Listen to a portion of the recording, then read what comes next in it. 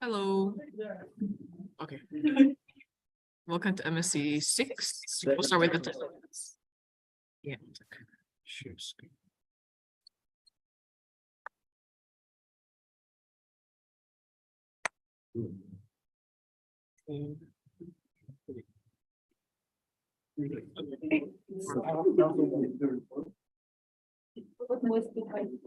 Right.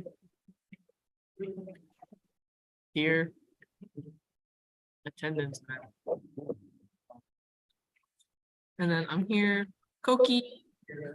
Thank you. Shelly. Here. Hello. Ethan. Yes. Okay, welcome back. Jeanette. Daniel. Let's go. Sorry. Please Hello. bring with my iPad. Okay. Yep. Hello. Okay, great. Kamala. You're right there. Sonia. Oh, Red blood. Here. oh, thank you. Mengya. Here. Thank you. Jackson. Here. Cheryl. Here. Thank you. Jasper. Present. Okay. Ina. Here. Thank you. Aoi. Here. Okay. Am. Here. You. Ariel. Oh, Ariel. Oh, yeah. Ariel's Oh, not yeah. here. it's about- Rachel. Yeah, I'm her proxy. Yes. Thank you. Hi. I'll just remember that. Irfan.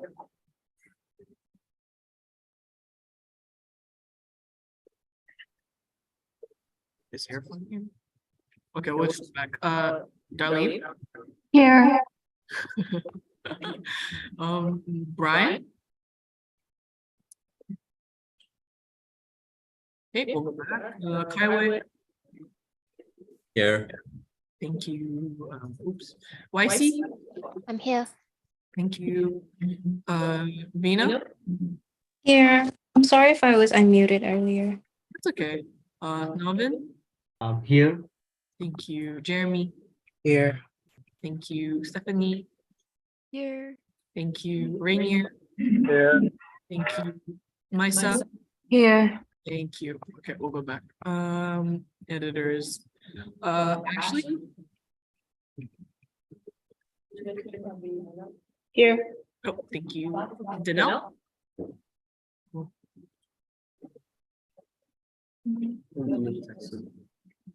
Oh.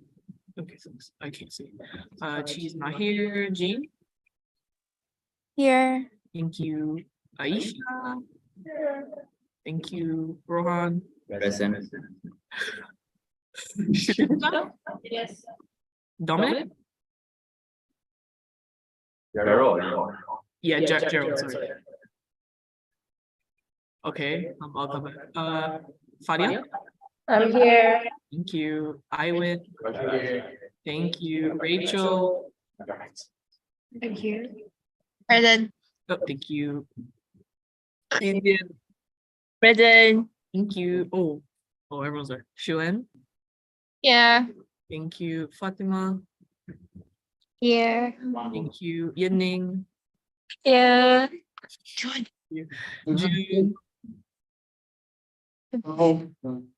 Hello. James. Hello. Hello. And Dom. Tom. Thank you. All right, everyone's here, and then I'll have to edit that later. Brian's here? Okay, hang on one sec. Yep, I'm here. Is Irfan here? No, okay. We'll skip the Irfan. Did I miss anything? All right, so thank you, everyone. Ariel and Chi are absent, both with apology. Ariel's proxy is Rachel, and Chi's proxy is Danelle. This motion is accepted by. Jackson. Thanks, Jackson. Okay, so we can move on to our second and third motions. Rashwan. All right, so our second motion, actually Raj, Your motion. Oh, yeah. Oops. Why aren't you gonna, oh, okay, come here. All right, the following individual, Hadi Dada Boy, has been scouted for the General Secretary position for MUSA 2023. Hadi was vetted and voted to go through MUSA training for the past few weeks by the heads of divisions and the executive committee of MUSA. He has been diligently helping out in the MUSA recruitment forms for July intake, along with the interim General Secretary. Hadi has also reorganized the subcommittee tracker for MUSA 2023. There will be a question and answer session after the self-introduction and presentation. Hadi, you can go ahead. Sure. we can, All right. Can you guys hear me? Yep, all clear. All right. Kirara, is it okay if I can share my screen? Yeah, of course. Hang on, yeah. Thank you. All right.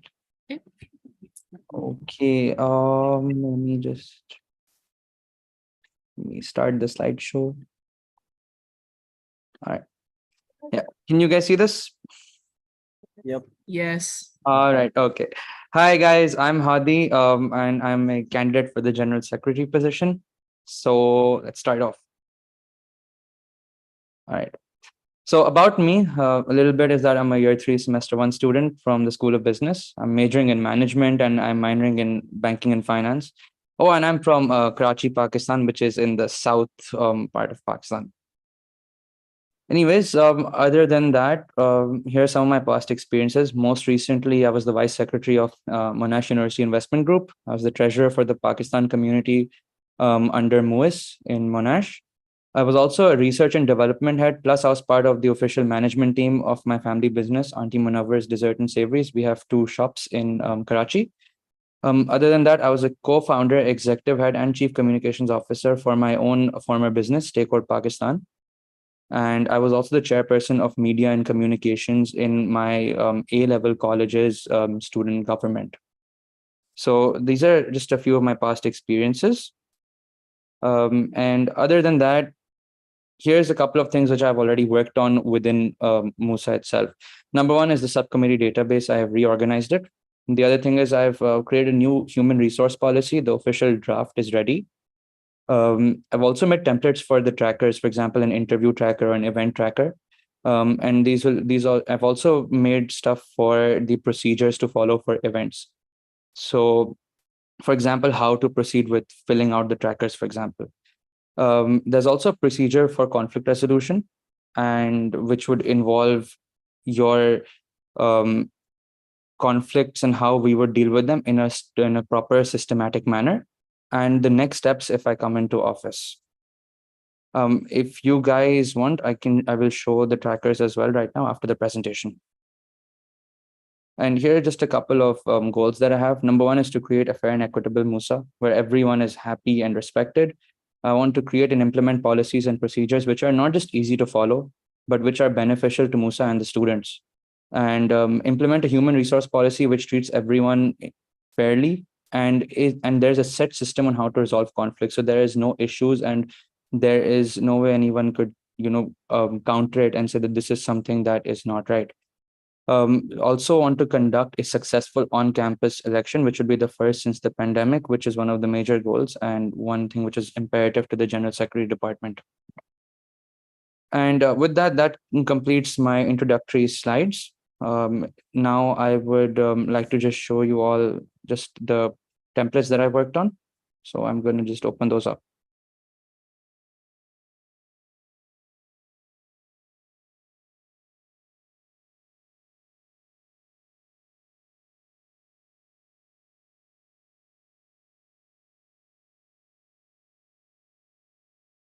All right, I'm going to screen share again.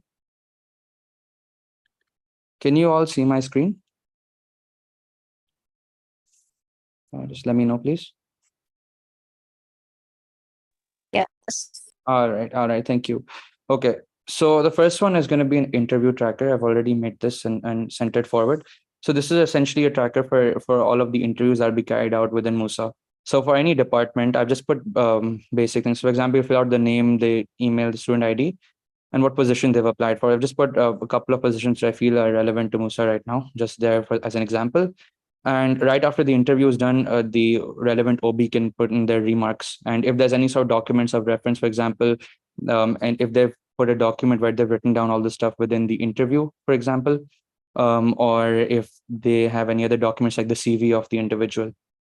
Then here's one for events. Now the event and the department one is relatively similar, but I'll explain the main difference.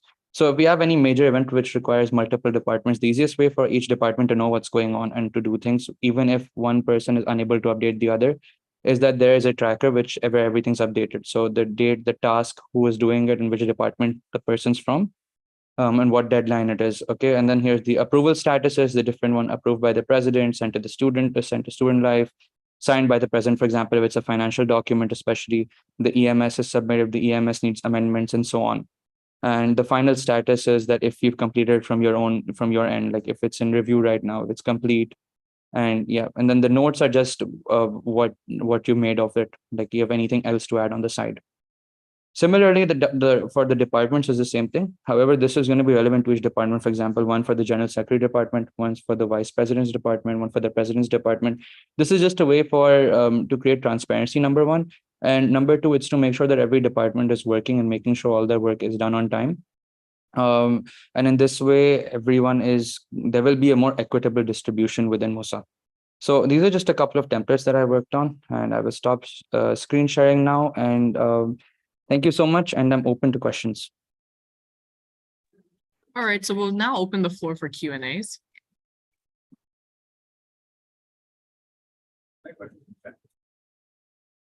Can we check chat?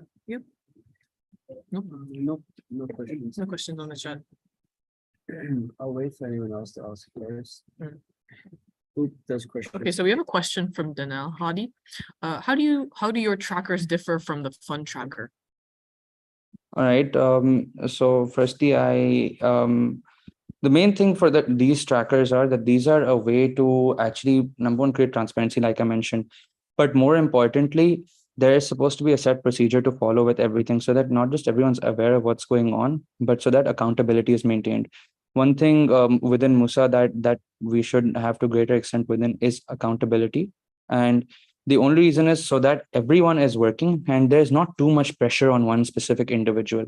So this is one way to make sure of that. The other thing is it will also make sure that all data is stored in one place. So you saw the tracker, like for the interview tracker, for example. This is just a way that once the interview is done, you instantly put down the information. And so like if I do get this position, for example, just give an example there, that the general secretary will then see the tracker, will see that, okay, this interview has been conducted. Because one thing which certain like students can complain about is, number one, the transparency for within interviews and the selection process in itself. And this is one way to also counter that, because in this, with having a set system and having these procedures, it will be easy for us to manage things as well. So I think these are the main things for the trackers.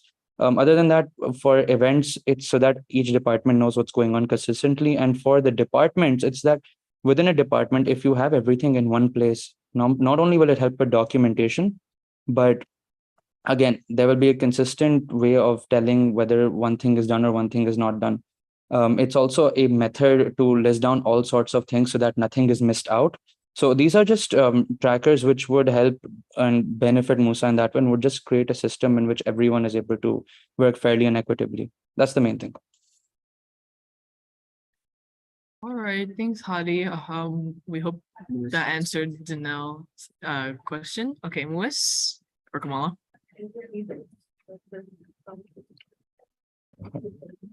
So for the interview tracker, if you're appointed as GenSec, will you be manually moving everything from the Google Forms sheet responses to the tracker?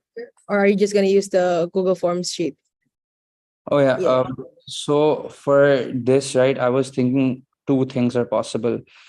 Number one, yeah, that would be a thing where you can just copy paste the template and put it right there, where like within the Google form sheet itself. The other option is that once the interview is conducted, then the relevant OB will update the interview tracker on their own, and then the general secretary can overlook it. I think that would also be, in one sense, better, not just because it'll reduce the workload, like not to do in like one go, right? You do it consistently. but it's also going to make sure that any sort of information that the OB has, they can put down instantly so they also don't forget. So this would be in a way countering two things at once. So yeah.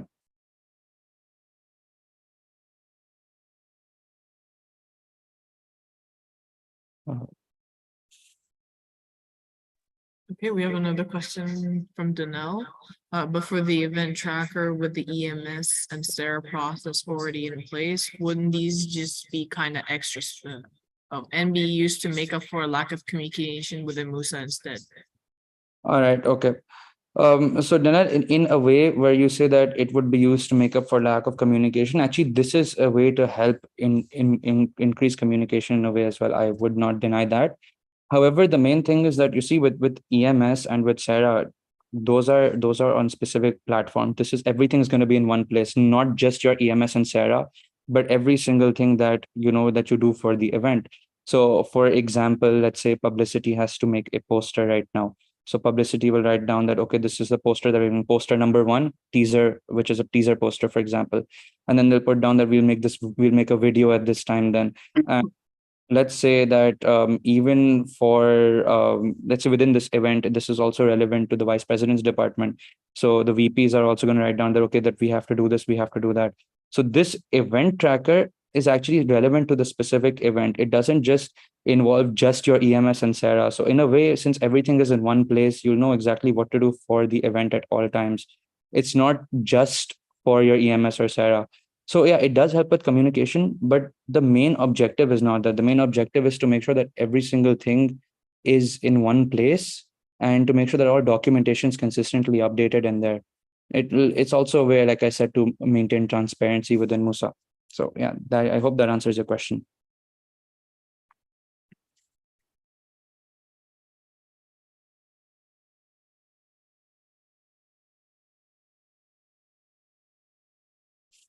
Okay, hopefully that answered Danelle's question. Also, Irfan is here, so I'll change that in the attendance. Does anyone else have any other questions? Yes, Dalman Imam.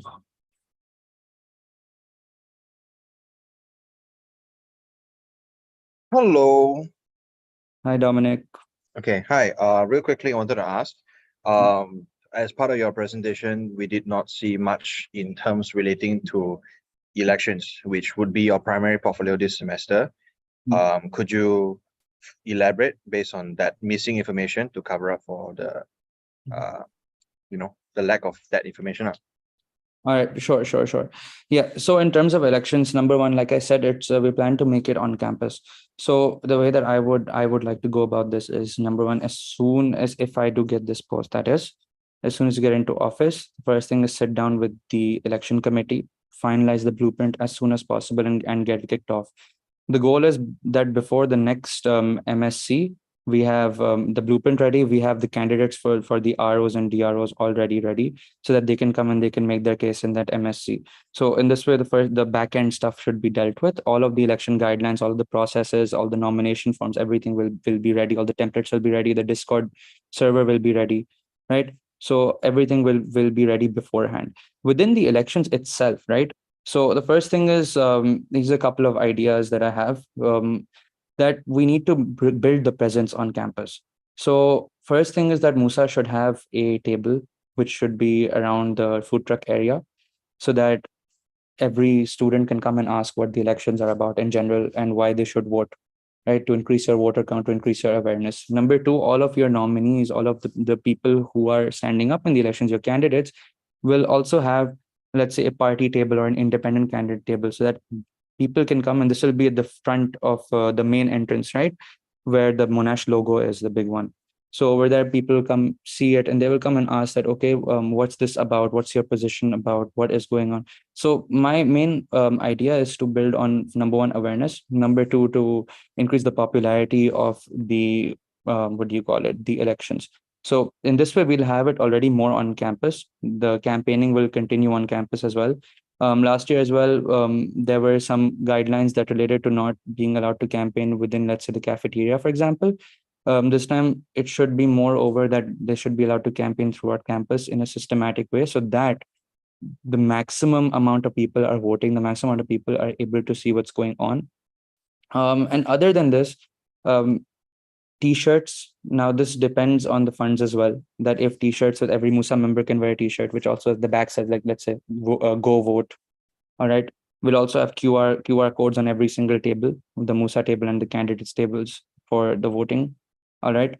I was thinking as well that maybe if now this completely depends on number one, the parties which are involved, to have either flags or something or the other to represent themselves, MUSA to represent themselves as well, all in an attempt to make elections more dynamic. So while I would like to say that we want 100% turnout, so last year was around 20%. So this year the aim should be around 35%. We should go for a slow build up and consistently increase, making the elections more dynamic and increasing awareness over time.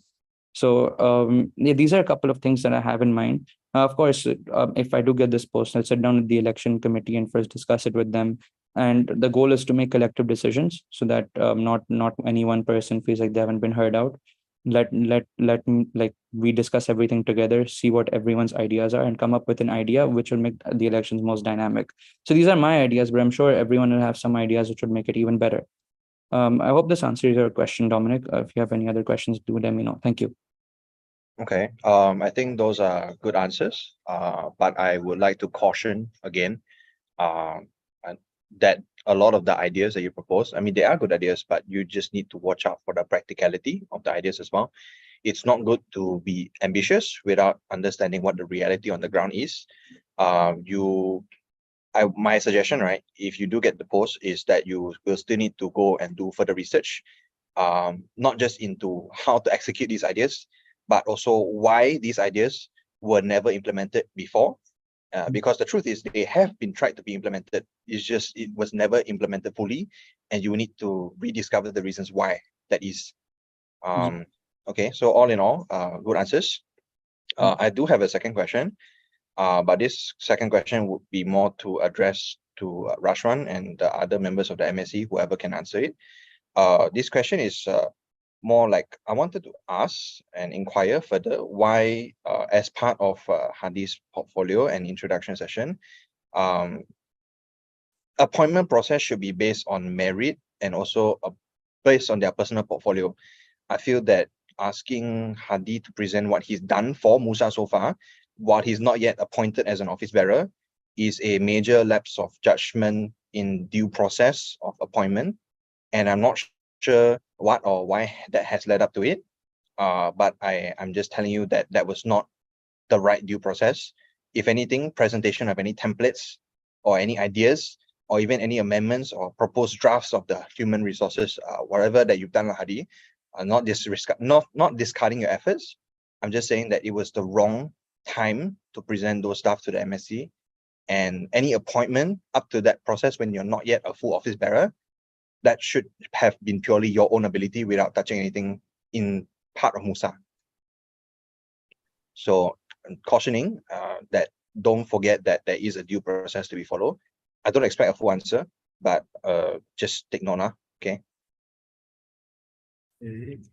Just to clarify, initially we did not have it planned for Hadi to present these trackers and what he has made. So we have been helping Hadi in terms of develop his skills as well. So he has made these things, but the understanding was that he would do his introduction slides and that would be it. I think throughout his presentation, he mentioned that if anybody had any questions, that he would cover the trackers to show them. But I agree. I don't think that was appropriate, but I guess we'll just have to move forward from here, but we will keep that in mind for sure. Those slides should have come if anybody had questions and that he needed to explain how something worked. Otherwise, it just was not the right place. Okay, noted. Anything else? Okay, done for now. All right. Shall we move on? Any more questions? Any more questions from anybody?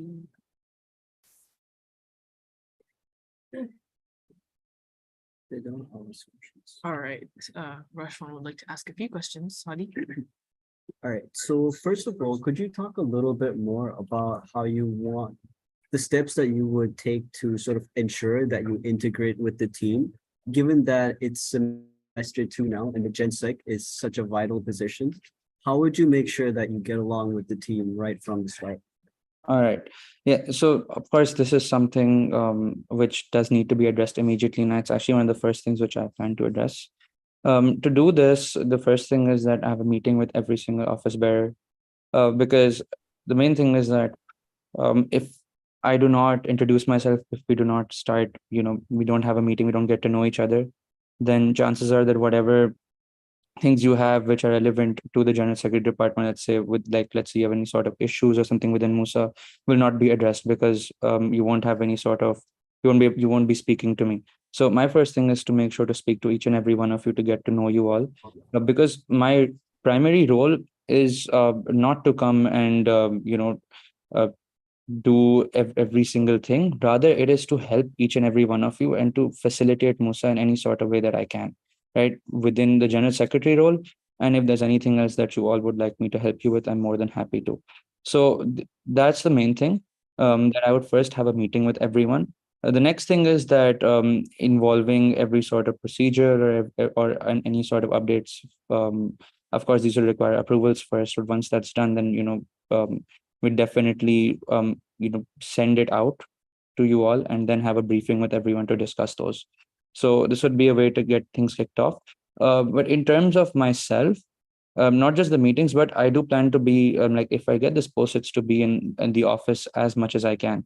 So that would be till around I think 10 o'clock to maybe 6 o'clock, excluding classes, of course. Just to be there consistently, to be available, always have the office open.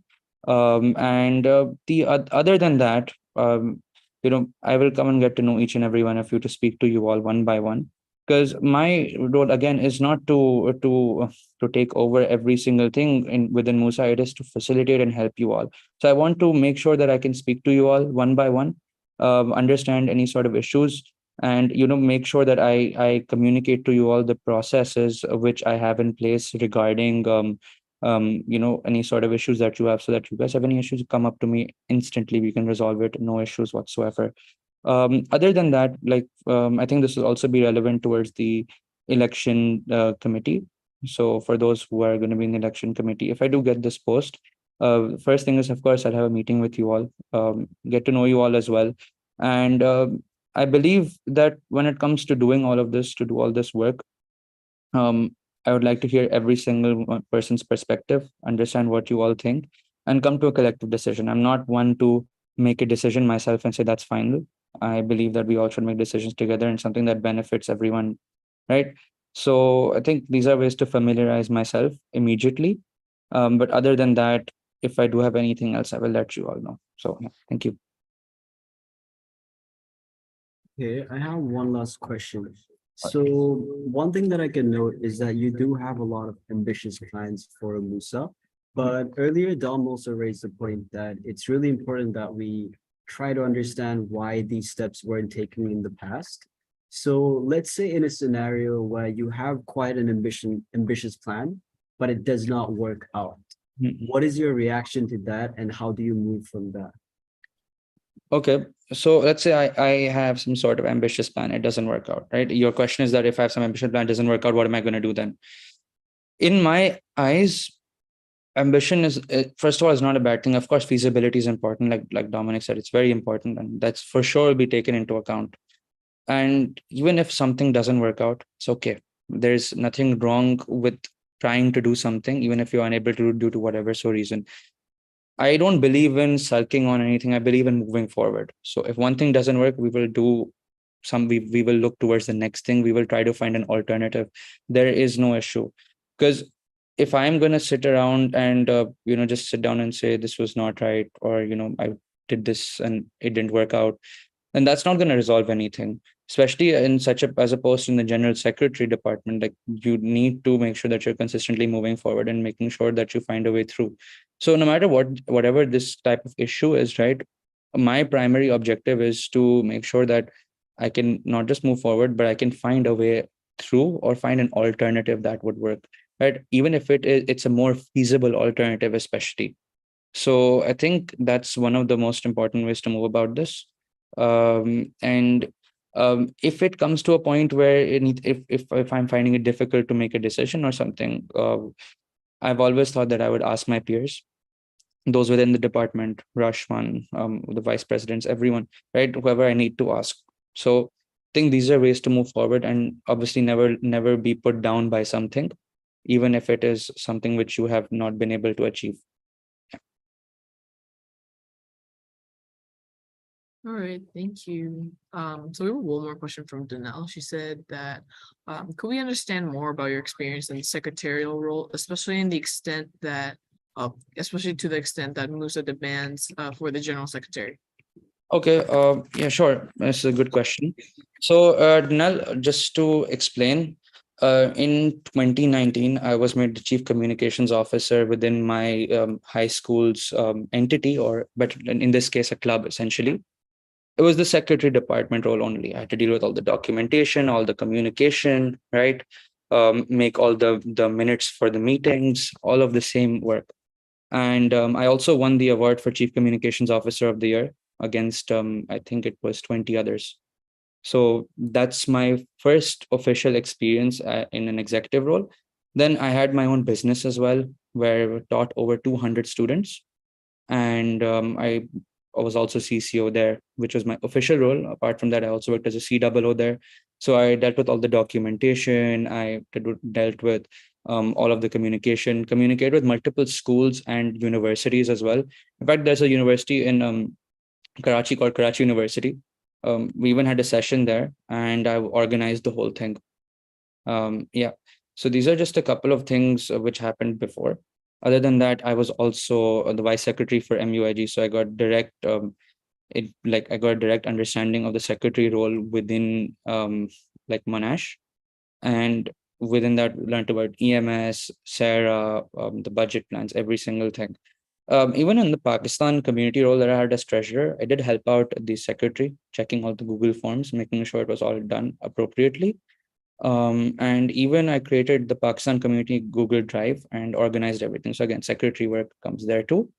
Apart from that, within my own family business, where I have worked as a full-time paid job, I also put everything into documents and sent it forward. See, my father runs the business, right? So he told me that, I want you to take care of a whole line of products.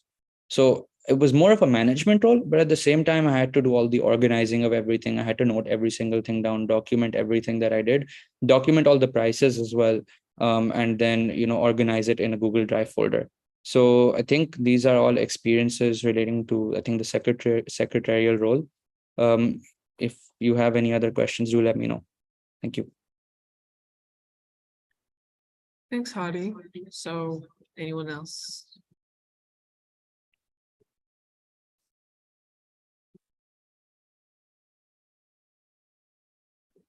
All right, then, I think we can start. So, go to share screen.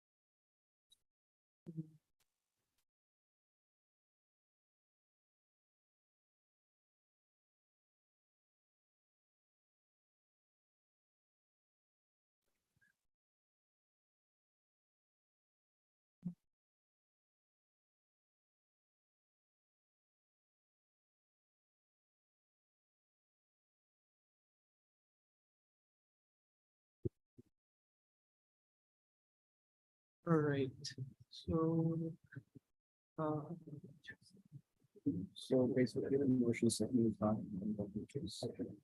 start voting. Okay, just one second.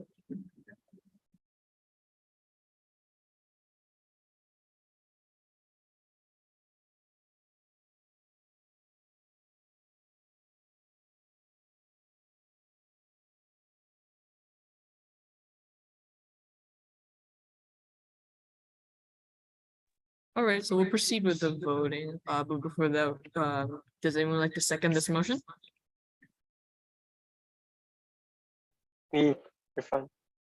Okay, thank you. 1 second. Okay, we'll start with the voting. You don't go to the attendance. Raj, you keep track or all right?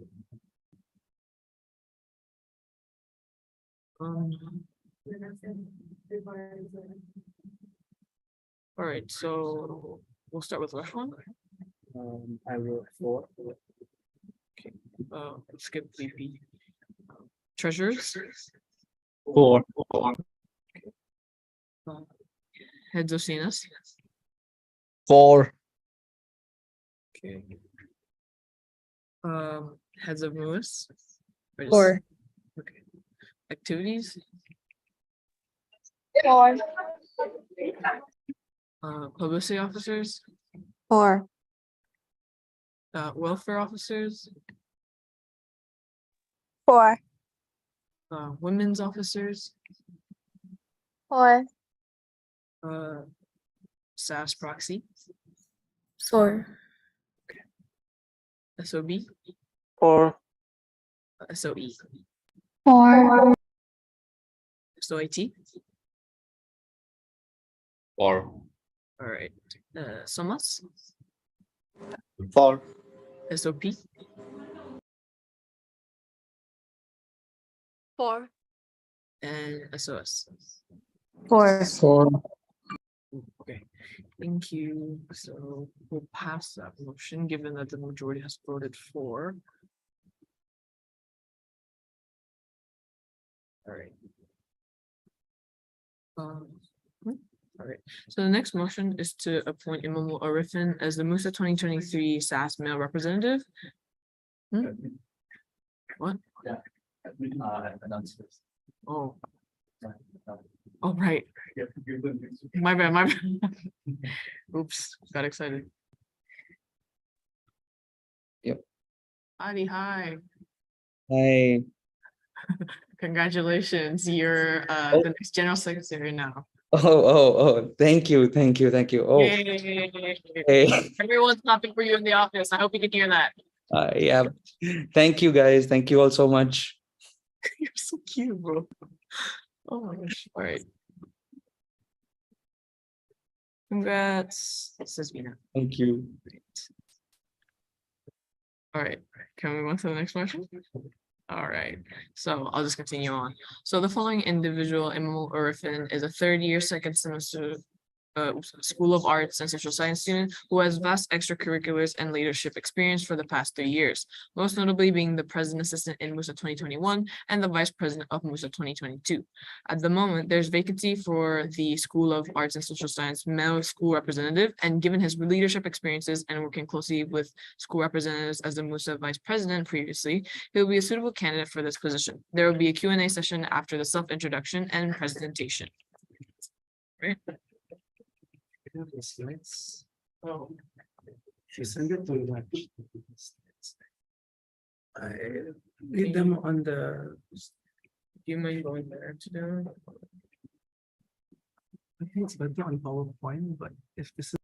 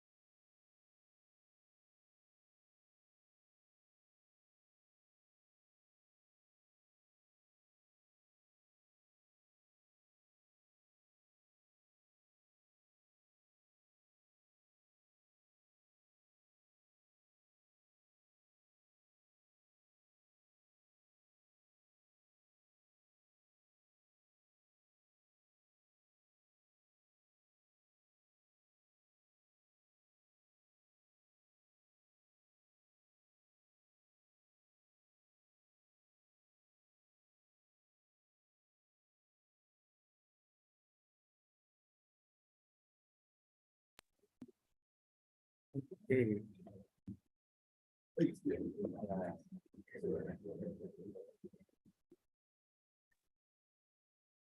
Just.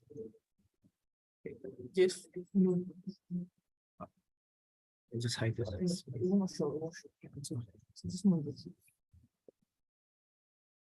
You're also. Yeah, it's not muted, right? Hello, everybody. Can you hear me? If you can, give me a thumbs up. Okay, so today I'm humbled to stand before you all, the Monash Student Council, as the nominee of MUSA 2023 School of Arts and Social Sciences male representative.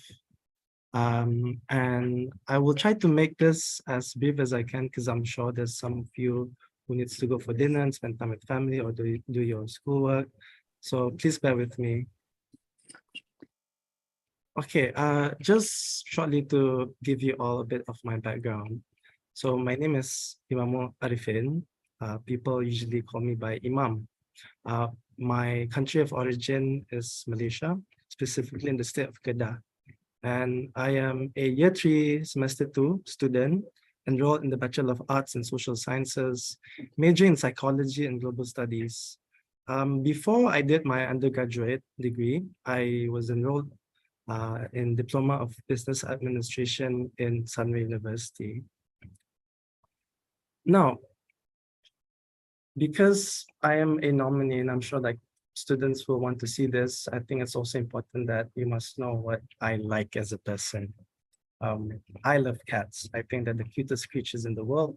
Anyone that has another argument otherwise can come and debate to me about it. And I'm also a huge fan of movies. I really love watching them, especially in the cinemas. I can just sit down, be with my friends and enjoy the entire emotions that you go through watching a movie. And of course, as a Malaysian, I love not the tarik, it's actually teh tarik. I think there's a wording error there. I apologize very much. So yeah, those are some of my likes as a person. Now, a bit to the serious stuff. Okay, this is just a rundown of my experiences in leadership and work. You can take a look at it for a while, but I'm going to be elaborating furthermore in the preceding slides. So, because there's too much, I want to just highlight on the important ones. So these are my experiences and leadership work. Okay. Yep. Just give it a few seconds. And okay, let's go into the highlights and achievements of my past leadership and work experiences. So when I was doing my diploma in Sunway University, my first ever leadership role was the president of Sunway Environmental Society.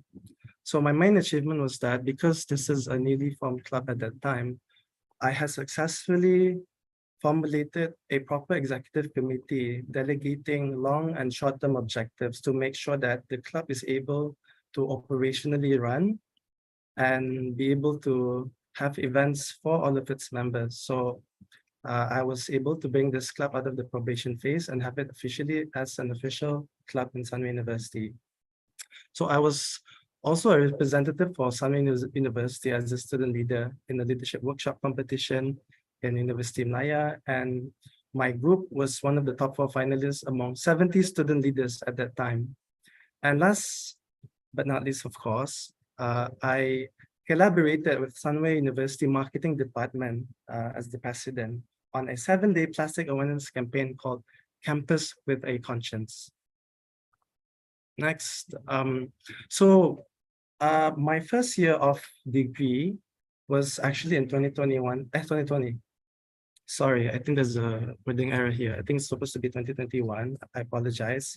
So I was lucky enough to be given a full-time job contracted for 1 year to become a policy and legal executive called with an NGO called Higher Education Youth Association. This is an NGO that specifically dedicates themselves on a macro level for higher education reform in Malaysia itself. So as an executive, I had the opportunity to organize self-development workshops for both public and private universities like Manipal University and also University Malaysia Sabah. And I was also the supervisor for two organizing committee for a flagship event that we have in Heya called the NASDAQ, which is in full terms National Student Leadership Conference, where we have a range of student leaders all over Malaysia, ranging from like 50 to 70 students at that time. And of course, everything was done virtually at that time because we were in lockdown. So I was also tasked to become a project manager for a higher education reform project. This entailed me collaborating with USAID, which is a subsidiary body under the US government who supported NGOs in Malaysia to enact advocacy work and progressive policies in Malaysia, and also like Send GPS, which is a think tank. And I was also a spokesperson for Bernama interview talking about higher education reform. This is some pictures of my work at that time. I do not have group pictures because we were doing everything virtually. So please bear with me with just event pictures and results. So this study right here was actually a nationwide study on the sentiments among students in Malaysian universities, whether students should participate in politics. And surprisingly, we saw, based on the statistics, that 74% across all Malaysian universities, almost 200, said that 74% say yes. As you can see at the top right there, I was the spokesperson to talk about higher education reform for a known news broadcaster called Bernama Radio. And down there is actually a workshop that we have organized for Manipal University. Interestingly, my organization at that time as an NGO was actually teaching them how to have proper elections that is democratic, because Manipal University back then had a system within the student association where office bearer was selected. So we had to introduce a democratic system for them in how to have proper student elections. Okay, now, some of my previous MUSA work. I was the president assistant, or in simple terms, I guess I was the secretary to the then president of 2021, Gurion. And most of my job entailed that I take meeting minutes, I delegated among different departments to collect information that is relevant to the portfolio of the president. But the highlight is that at that time, virtually, I was the event manager for an event called MUSA Mingle Night, where we collaborated, of course, 17 MUSA departments virtually to have this. And I'm sure Dominic, some people were there, and I'm sure they had fun debating what's the cutest animal at that time. And of course, I hosted career webinars for Monash students, because that's one of the portfolios of the president is to run career events for students within the purview of MUSA. And as you can see down there, the picture, I was the moderator for the session, and there was an astounding 80 students at that time coming to hear what this representatives from this company had to say about job opportunities. And of course, my prominent role in MUSA was that I had the good opportunity again to run as a vice president candidate, become the vice president for MUSA 2022. And some of my highlights is my department formulated a new flagship program called the Monash 101. So at that time, we were thinking as a batch that was transitioning from online to offline and what the students needed.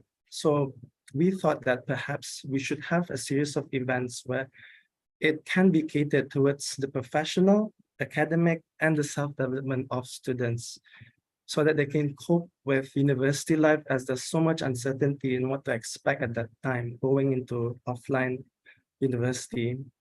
Also, I oversee the Monash Classics merchandise. It was a selling of previous years MUSA merchandises, about 200 units. And I was the main licensed person to do external collaborations such as Heya and also Unila. And I work closely with a very comprehensive student feedback platform called the U-Review with the SYT Malrep, SYT Malrep in Minhao at that time. And I was featured in an Al Jazeera interview to talk about Malaysian general elections at that time from the perspective of a first-time voter. So these are some pictures kudos to the publicity department for really designing beautiful and awesome pictures. And as you can on the right here, our first reiterative event for Monash 101 had a number of students until 250 at that time. And it consisted first year, second year, and third year students coming. And of course, these are some pictures of me with the amazing Dominic Lee at that time, who I had the privilege to work with, and Brandon and Aurelia Garvin, and that's my my second vice president, Chimatka. And this is a second series of the Monash 101 event as VP, which is a self-development workshop, particularly towards self-branding, hosted by a very prominent professor in the School of Business, Associate Professor Jane Tispra. And of course, last is my internship. I interned with a prominent member of parliament of Subang, which is where our university is located, actually within the purview of Subang. And it consists of around 400 people in population. And I was able to involve myself in parliamentary research work, ranging from the topics of regional economics and constituency voting plans. And at the same time, there was a lot of engagement with government stakeholders involving with welfare issues, and I aided in a football program for the underprivileged kids in the Subang area. This is a picture with me with YB Wong Chan, who's the member of parliament for Subang Jaya in front of the Malaysian parliament. This is, of course, a picture with the Prime Minister at that time within the parliament.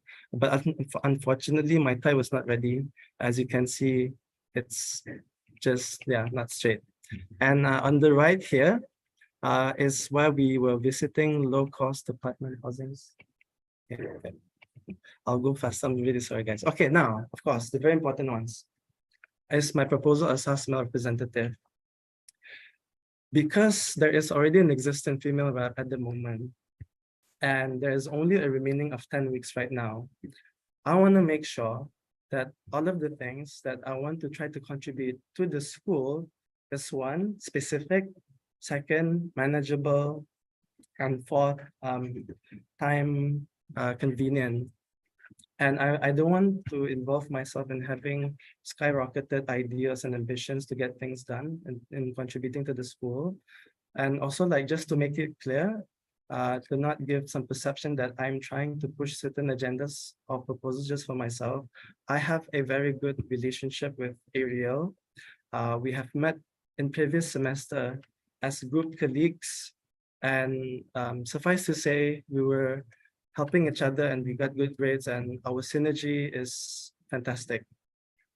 So first things first, as a male school representative, I'll be mainly helming the portfolio of the academics, the administrative, internal processes of the department, and also the merchandise.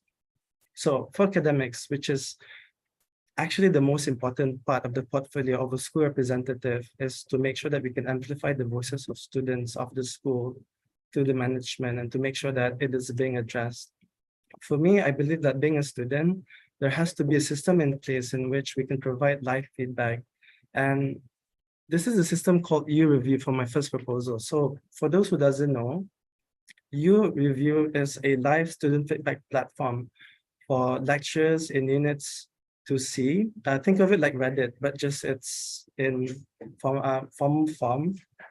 And I really think that there has been consistently an issue of feedback where it's not properly addressed by certain courses. And I think that this U-Review platform, if it's implemented in the School of Arts and Social Sciences, students would have the ability to be more comfortable in providing their feedback anonymously, which is the key focus, because sometimes we see something in Moodle, right? And we want to say, oh my God, like, this is so bad, right? This is, this needs to be improved, this is inconvenient. Sometimes telling it directly or emailing to the lecturer is very confrontational. And I believe that by having this U-Review platform, it can heavily benefit the school, especially the students, in having a quality course that they're enrolling. So my second agenda is, of course, seem a bit mediocre or silly, but I believe that the credibility of an organization based on its social media platforms has, when seen by outsiders, has to have a certain level of following. So right now, fortunately, we have a following of 900 followers, and I hope by this end of semester, I'll try to get it to 1,000. And the third one is, of course, to consistently publicize more academic related support and services for students. And how do I do this?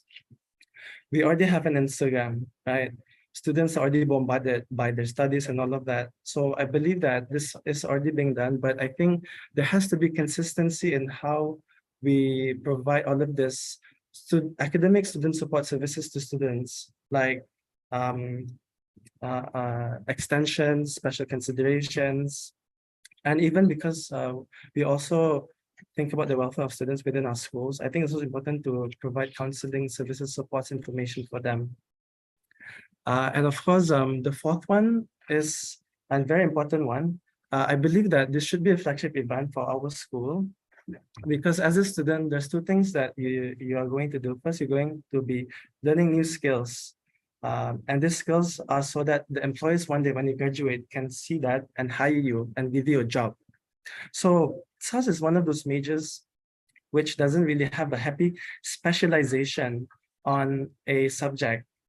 Therefore, there can be a bit of ambiguity for which path do you need to go for industry or jobs, So I believe that we can invite prominent industry experts in all SAS majors, that is global studies, psychology, which is one of the majors in SAS actually, fun fact, communications, and I think, those three major SAS majors. So it's very important for us to have industry experts to come and talk to first year students and second and even third year to know where they can go. And lastly, of course, to streamline the internal processes within the department, because Ariel is already handling some of the events that's already in place and other processes within the department. So I'll be helping out in administrative stuff like the MS and the budget. So thank you so much, and sorry for taking so long.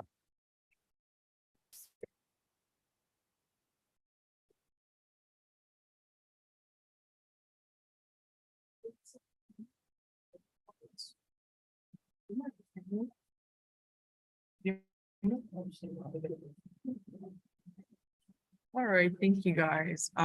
Does anyone have any questions to ask?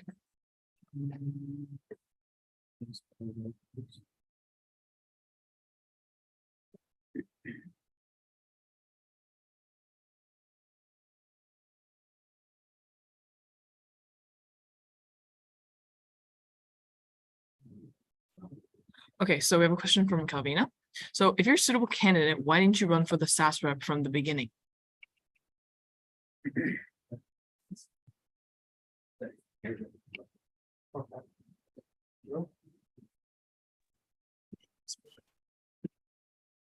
Hello, Vina. Thank you so much. This is a very good question. So, as I've mentioned, I was the vice president of MUSA last year.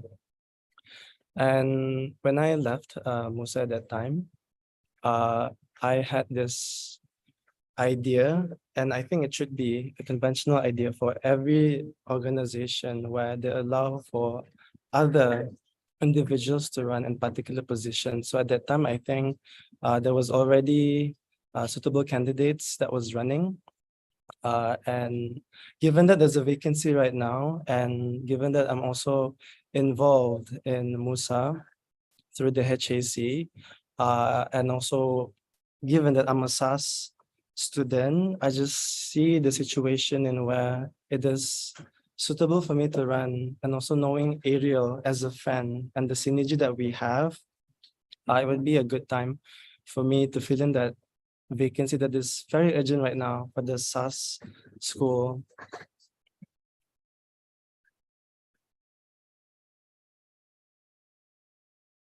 All right, hopefully that answered your question, Rena. Okay, thank you. Anyone else? Yeah. Okay, Rashwan. All right, so I want to ask you a little bit more about, you talked a lot about the mental health and counseling things, stuff like that, about promoting counseling to the student population, right? So how would you make sure that you were able to collaborate with other departments of MUSA to raise that awareness? Because that's not just awareness that should specifically be targeted for SAS, but the whole of the student population as well. So that would be a collective effort. So could you tell me a little bit more about how you can collaborate with other parties and what other parties you would like to maybe collaborate with? Yeah, so the well-being of the students is something that the reps should also look into in case that a student reaches out and they need help, particularly in that area. But I'm very aware that the welfare portfolio is mainly handled by the welfare department, and we have to ensure that we do not collide in promoting or taking that portfolio when it comes to advocating for mental health awareness. At the same time, I think we can utilize our communication channels in informing students that these services are available and if they need them, they can have it. And specifically, these communication channels can be on Instagram. Right now, the School of Arts actually have a WhatsApp community group to inform students both academic and MUSA SAS related events. So we can actually like look into publicizing services that are available for students when it comes to mental health if they urgently need it. And in terms of external collaborations, we can look into having collaborations with other like departments, but just to make sure that we do not want to collide the portfolio of the welfare department, we have to also like make sure that this is done appropriately.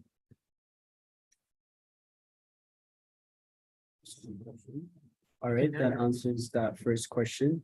Now, given that you also had a lot of experience as a vice president, and it's for sure a different portfolio now that you're a SAS representative. So how are you going to make sure that you can adapt to that new position that you're in now? And how are you going to make sure that you don't let your experience as a VP sort of dictate what your experience as a SAS rep is going to be like? Because you have experience as almost head of EAC, and now you're just going to be a member of EAC. So how are you going to deal with that change in workload and new job scope? This is a very good question, Rashwan. So different office barriers have different responsibilities, and it is stated very clearly in the MUSA handbook and the MUSA constitution. So it's important that for me as a SAS Mel rep that I understand very well the differences, the limitations of what I can and cannot do as a SAS Mel rep in correlation with the vice president position to make sure that I do not have the idea that I can just implement all of the proposals or all of the initiatives that VP can do. So what a school representative really does is to be the voice of the school, right? School of Art representative students are people that I'm looking after as a school representative. And I have to make sure that they have all of their academic needs, their social well-being in check, and to make sure that we are creating events, providing publicity of academic support services for them to make sure that they know how to navigate themselves within the school throughout their university life. So I think the main point here is to understand my role very well as a SAS rep. And I have looked through the handbook, I've talked to Ariel, I have worked with school representatives, and I'm very aware the job scopes that entails and its differences between the VP and the SAS rep. All right, so just one last question. I see that you've also brought up your time with HEA, which is an organization that we've also worked with for a little bit. So could you tell me a little bit more about how you plan to execute and utilize the knowledge that you gained from HEA as a SAS rep and what you could bring to the table from that knowledge? I think some of the things, number one, the most remarkable thing that I think I've experienced when I was in that NGO was being able to meet different people in different backgrounds, for example, from government agencies and prominent student leaders who have worked with ministers and worked with other like important figures in the national scene. So the best lesson that I've learned from that NGO was the idea of compassionate professionalism.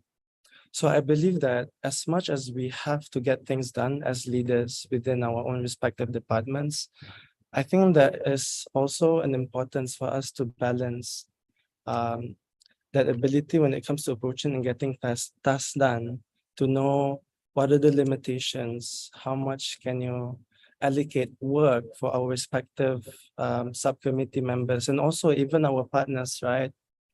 So I think this lesson of professionalism is something that I will definitely implement within my department, and not just simply a straight up strict professionalism, but compassionate professionalism. And I hope my time there in here with the experiences, I can successfully implement this within the department itself. All right, thank you, Mom. That answers my questions. I think those were amazing answers. It's great to see that you're very prepared for this. No further questions from me. So if anyone else has any questions, go ahead.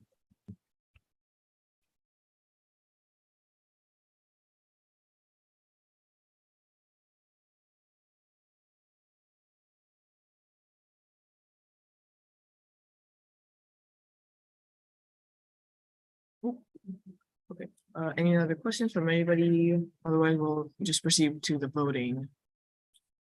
Do I go up? Oh, okay, so then,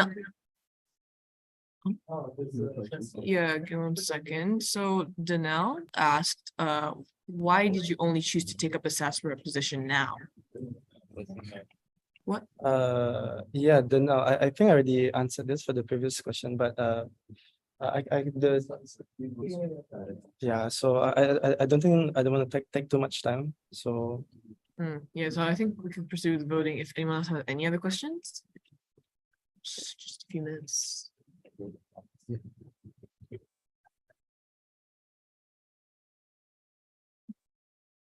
Oh, we have one more question. We have one more question. All right. So the question is, how does the U-Review initiative differ from the traditional platforms by Monash? Thank you, Rainier. this is a very good question, Reina. So the existing academic student feedback platforms that we have right now is ESSFS, early semester student feedback. I think it's usually released in week 3 or week 3 or week 4. And then the other one is the SETU review, which is usually distributed in the middle of the semester and near towards the ending of the semester.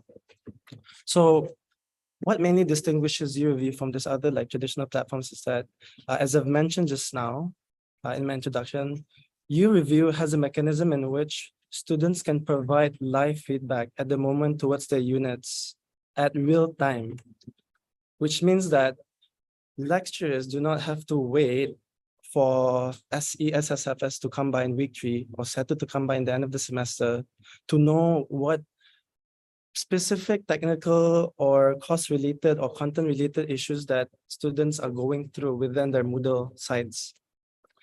So I think this mechanism is very effective for an instant reaction time for lecturers or unit coordinators to provide improvements based on the feedback by students. Hope that answers your question, Rainier William. All right, hope that answered your question, Rainier. Anyone else for any other questions before we go? Thank you. It's so compact, so you don't get it again. Yep, 5, 4, 3, 2, 1. You can move into the room. No more questions. All right, just give us a few. They're walking.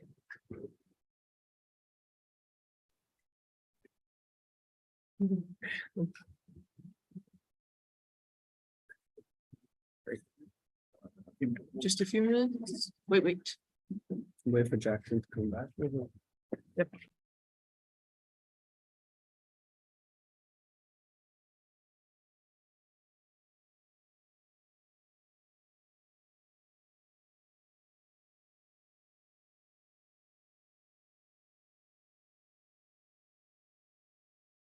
All right, let's proceed.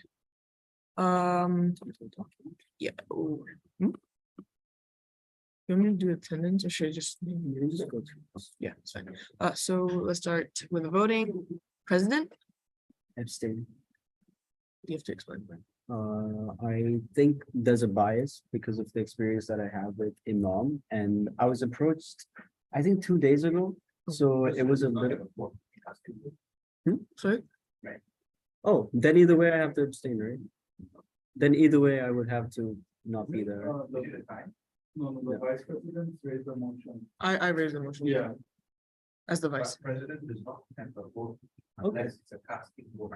Okay, then we just. Okay, we'll just forget that then. Okay. Wait, also, I need someone to second the motion. So if anyone would like to volunteer. Ah, Jackson, thank you. I'll just write that down quickly. All right, so let's proceed with the voting. Back to, Start with genocide. yeah, so General Secretary Hadi. 4. Oh, thank you. Treasurer. Okay. Heads of CNS.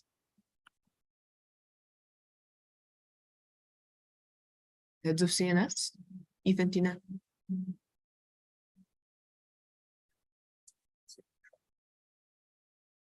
Okay, we'll just come back. Head of MUS. Against. Okay, thank you. Does that any explanation? Against. No. Oh, yeah, okay. Okay, let's move on to, sorry, activities. For. All right, thank you. Publicity. Thank you. Welfare. Ina's having some network issues at the moment, so I'll just reiterate the vote Mhm. we discussed earlier. Voting against. Okay, thank you. Women's. For. Thank you. Okay, Rachel. For. All right. SOB.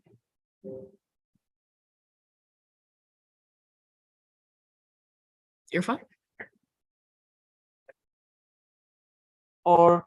Oh, okay. SOE.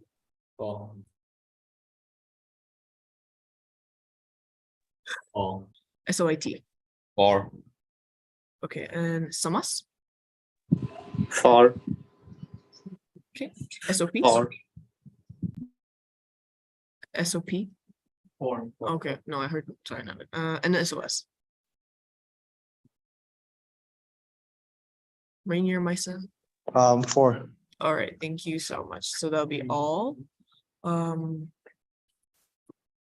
Second. Okay, so the total was basically all minus two against. So that leaves the majority for the motion.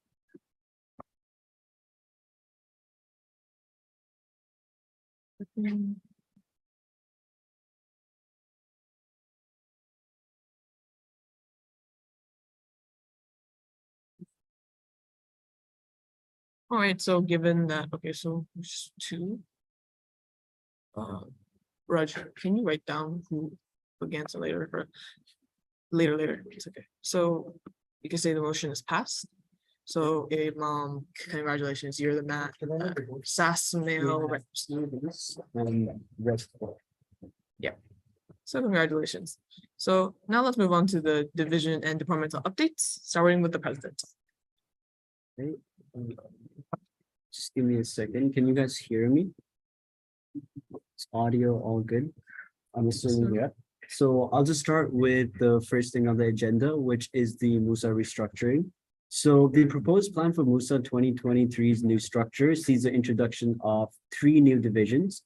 CNS and MUIS will still maintain their status as divisions, but they're more so advocacy divisions. And these 3 new divisions, activities, publicity, and welfare, are more so operational divisions. So the purposes of our restructure is to allow more flexibility in terms of operations and to also streamline our process so we can adapt to our current required scale of operations. The activities department, this is just a typo right here.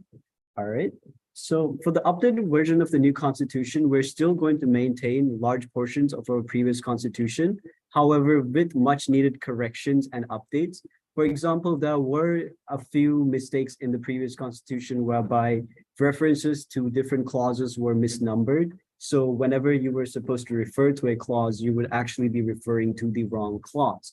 So we are updating these and adding new things to accommodate our new structure.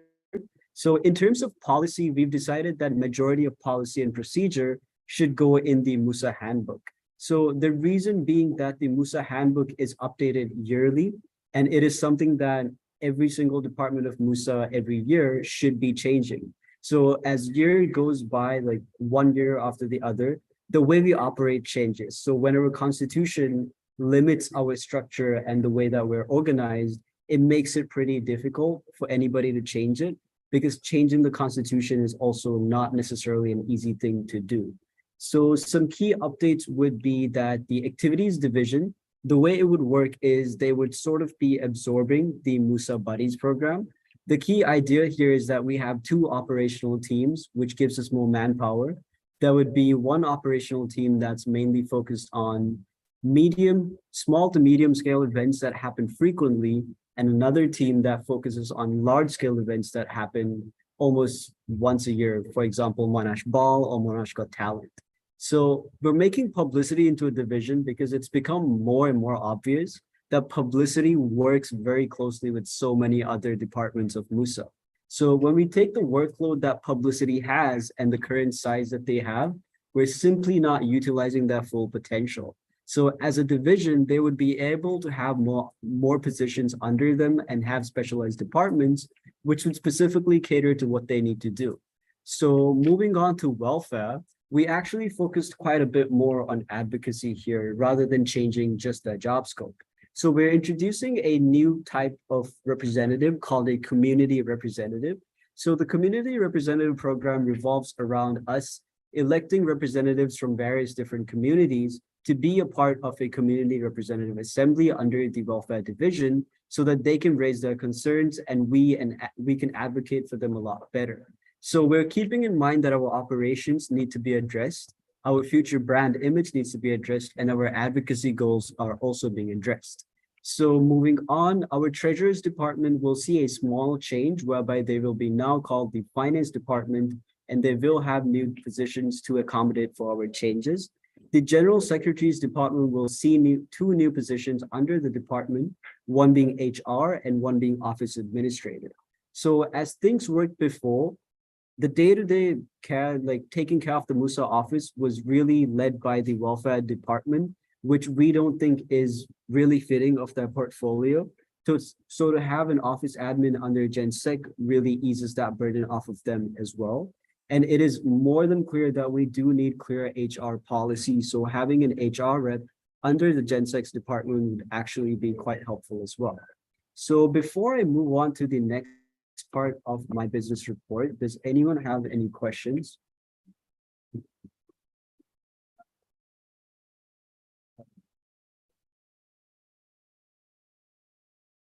For the publicity part, when you're talking not utilizing, is it sort of like we are underperforming or? Do you want to say it out? Oh, yeah. Sorry, okay, so I was asking, so when mentioned publicity, when publicity is, we're not utilizing the publicity department, does it mean that publicity department is underperforming, or can I get a sort of like a clarification on that? All right, so to clarify for that, I'm not saying that the publicity department is underperforming. I'm saying much rather that if we were to add more positions to your department, for example, let's say you have a merch team. If you had one person specializing on merch, it would be a lot less productive than, let's say, you had a team of 3. So by expanding your division, you're going to have more people that can be utilized for the different functions that you have. For example, creating posts, creating videos, and also working with external parties, such as merch vendors. So having more positions would definitely help you guys specialize more. So Rainier has a question as well. What other role will office administrators have besides being in charge of order in the MUSA office? So the being in charge of MUSA office is actually quite a big responsibility. It's not just the day-to-day keeping things clean. So let's say there's a light that's damaged. The office administrator has to report that to facilities. Let's say our printer is not working. They have to report that to facilities. We also have our own inventory, which for now, GenSec has always been taking initiative of keeping stock. But by having an office admin, that job scope could now fall off them so that GenSec could focus on other things as well. So this position isn't necessarily an office bearer position because these are positions under the GenSec's department, but having these positions help us operate better as an organization so that other departments can focus on specific portfolios instead of having to really worry about taking care of the MUSA office. I hope that answers your question, Rainier.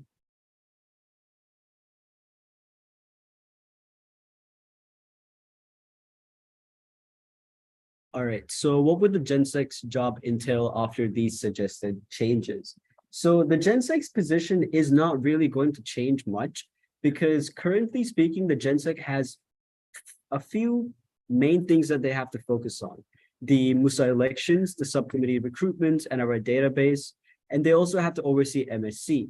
So these responsibilities would still be something that the GenSec has to focus on, especially elections. So the idea here is that we could take much smaller scale responsibilities such as HR policy and office administration, and then move that to two other people that will be working under the GenSec's department. So HR policy is something that's integral. So instead of just having, let's say, our HR representative come up with all the policy themselves, they would simply be the ones that are leading that initiative. Obviously, the executive committee is going to discuss whether the HR policy is valid or not, and that will have to be passed through the MSC as well. So the job for GenSec will still be quite a hectic job. They will still have a lot to do. They'll just have a lot more free time to focus on specific things now. I hope that answers your question, Ron.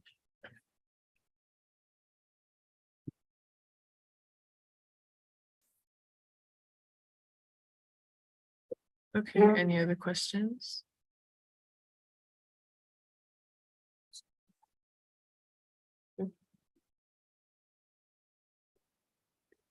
Okay, are there any more questions?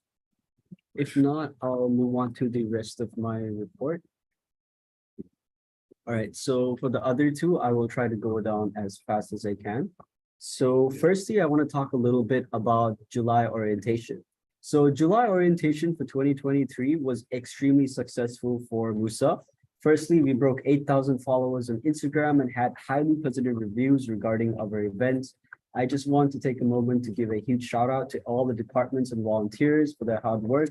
We must also show appreciation to the efforts. It's supposed to say of our activities department here, because they were the ones that really led our orientation efforts. So special thanks to the activities department. Moving forward to my next part, I will be talking a little bit about EDI week.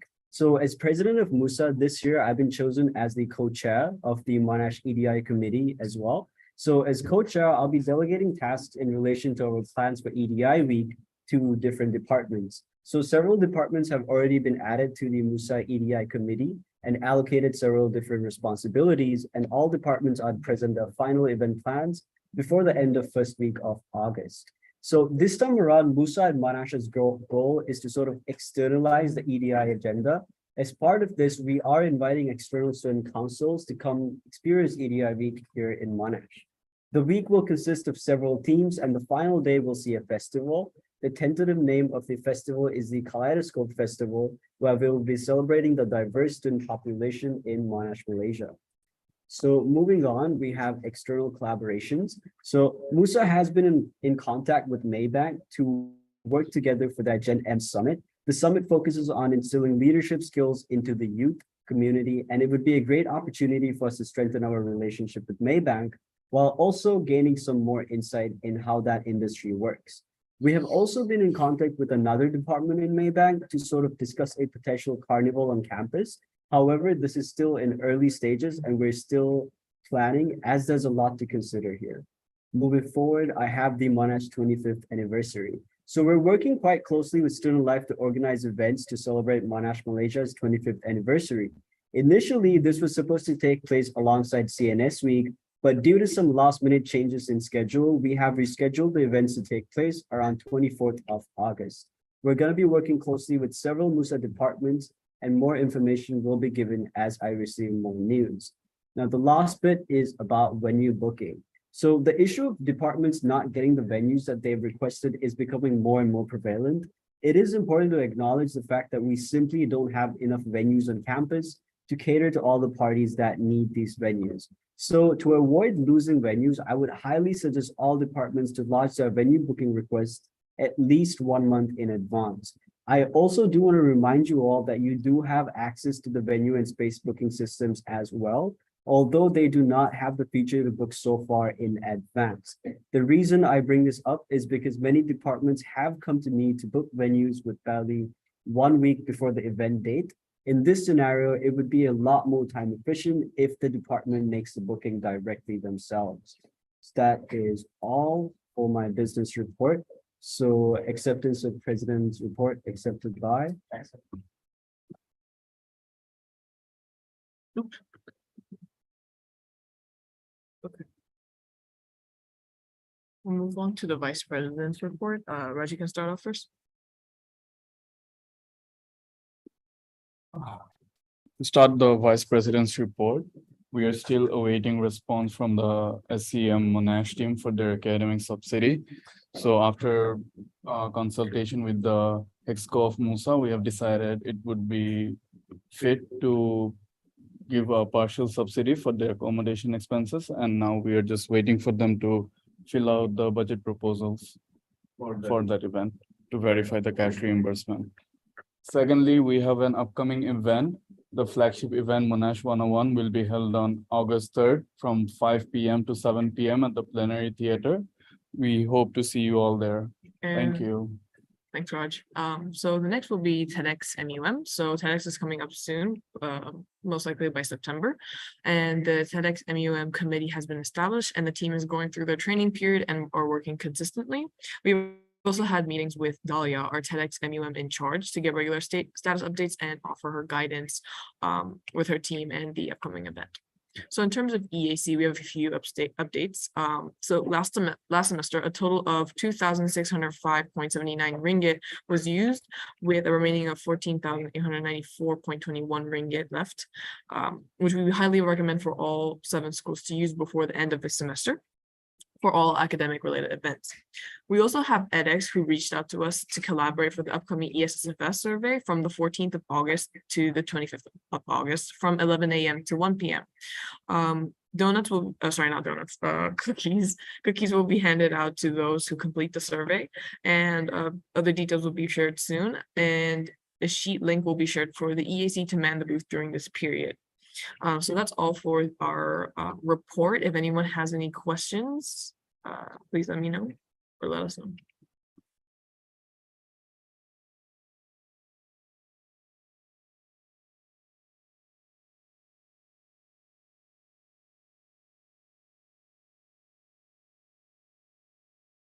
Okay, so if that's fine, then we'll just move on. Motion 2, acceptance of vice president's report accepted by. Rainier. Thanks, Cookie. Okay, thanks, Raj. We'll move on to the Gen 6 report. This report is going to be really short. So for the MUSA 2023 subcommittee recruitment for the July intake, we had it conducted twice, once prior to the O week and the second during O week. So the form will be closed by the end of this week on the 30th July, but if some departments would like to extend the recruitment, changes can be made. So please just let me know on Telegram or send me an email. That's also okay. I just like to also know about the General Secretary training. So Hadi, the potential candidate, or now known as the actual General Secretary, has undergone sufficient training and is made aware of the ongoing responsibilities, all the relevant documents, templates that are made and that are required of him once appointed. So I suppose that's it for this report. Anyone have any questions for this one? 5, 4, 3, 2, 1. Okay, that's all right. So motion 3, acceptance of General Secretary's report accepted by. Raj. Thanks, Raj.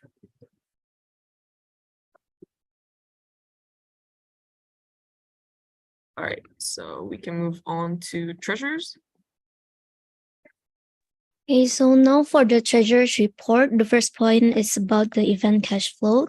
Currently, our float is relatively low due to the large number of ongoing requests, likely because of the new semester's commencement, leading to a high number of departmental events and some yearly events requiring significant funding. However, we expect the amount to stabilize by the mid to end of next month. So, because of the current situation, obtaining the requested EC for August events may be quite difficult, but there's no new EC request in the fund tracker for now.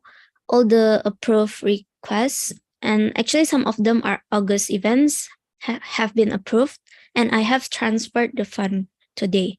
But for upcoming requests, only a limited amount can be provided, and we will carefully select which expenses the MUSA float can assist in covering. So we appreciate your understanding. And the second is about the annual general meeting. So MUSA's financial statements are in the process of being prepared for presentations at the upcoming AGM, which is scheduled to take place maybe sometime in week 4. And then the third point is about the Treasury Department restructuring. The MUSA treasurers are currently working on the new structure and subcommittee roles within the department. So the idea involves creating separate teams for accounts payable and accounts receivable within the Treasury Department.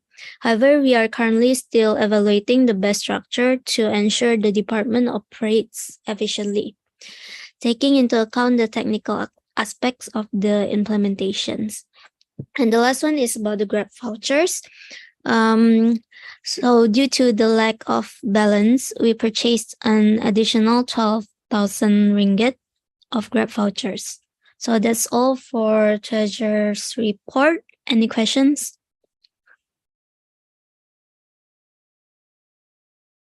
If no, then motion for acceptance of Treasurer's report accepted by.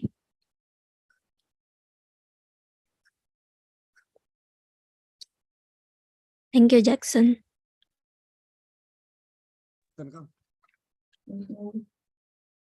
All right, we'll move on to the CNS report. Hello, guys.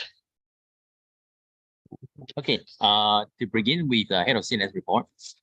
First thing first, we talk about the head of CNS AGM for next semester, and moving on to CNS week, as well as the last part is Monash merchandise for supported merchandise series. Okay, now Can you scroll down? Thank you. Just a little bit. Scroll down. Yeah.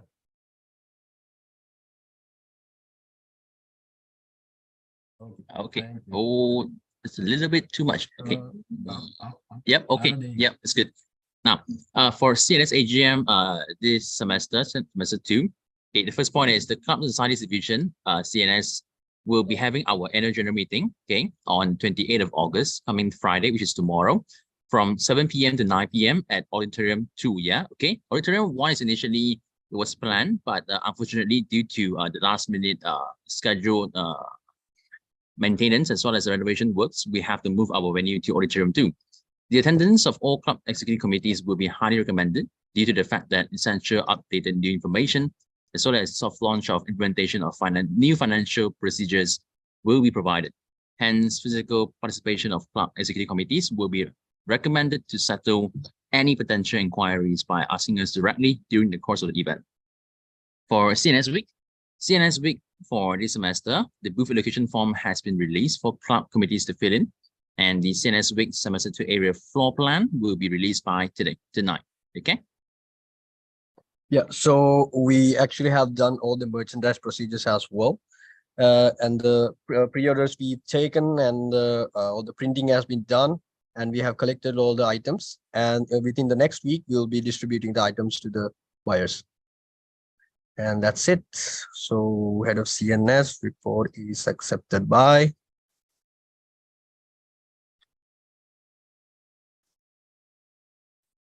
Cheryl. Thank you. Thank you, Thank you. Cheryl.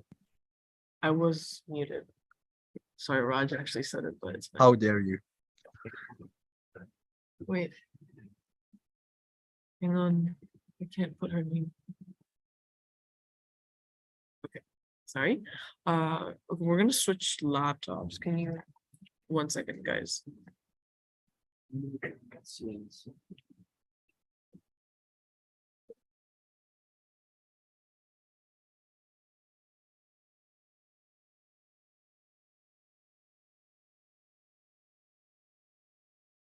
All right, Moose or Kamala. Give me a second. Yep.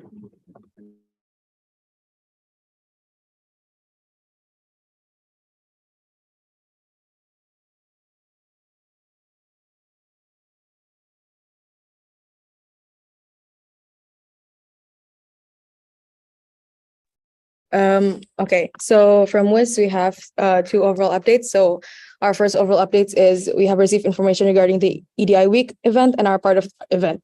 Our final plan will be given to MUSA in the first week of August. Today, we already had the onboarding meeting with all the OBs and allocating tasks. So for the second, we have leadership changes within the organization. So first and foremost, I do want to extend my gratitude and appreciation to Michelle for the first 6 months of this year and all her work she has done into MUIS. So on the 23rd of July, me and Aisha, as heads and secretary respectively, received and accepted a resignation letter from Michelle as MUIS head. During this transition, Kamala Rina, which is myself, will be the sole head of MUIS head, so of the MUIS organization, sorry. Despite this change, MUIS will continue our work as is, and our organization operations will remain unaffected. Our vision, events, ground rules, and procedures will continue as before. From MUIS Secretary, we have three main updates. One is we carried out MUIS monthly general meeting on the 1st of July with OBs and all subcommittee members. And we carried out international buddy program for July 2023 intake, and this is still ongoing until week 2. And warning letters were sent out in response to instances of code of conduct violations within MUIS. Number 3, there are updates from MUIS Treasurer, which is the preparation of the financial report for Jom Sunway and Game War. We have completed Jom Sunway, the event itself, last week, and we will do Game War this Saturday.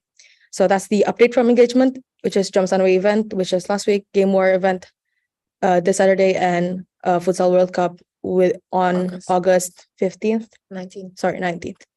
And updates from OCRO, they have completed subcommittee recruitment. They are now all filled with subcommittee. And there have been country representative recruitment for Mauritius, and they are ongoing, starting to plan for MCN. For MUIS Media, there are 3 updates, which is the website development, and they have met all the orientation posts for July, and also conducted subcommittee recruitment. Yes, Alpha? Hi guys. Can you guys please elaborate more on the website development? Like what have you guys been doing on the website development? Thank you. Okay, so we are currently working on the website. Again, it's going to be a coded website. It's under process, not completed. So yeah, I mean, that's about it. So more insight, I guess, to this website is we have found a member from Australia, essentially, as a more so advisor or checker to make sure the codes review. For code review. So yeah, hopefully we can get that up and running real quick. Any other questions from anyone? Thanks, Alpha. Motion 6, acceptance of heads of MUIS report, accepted by Jackson. Thank you.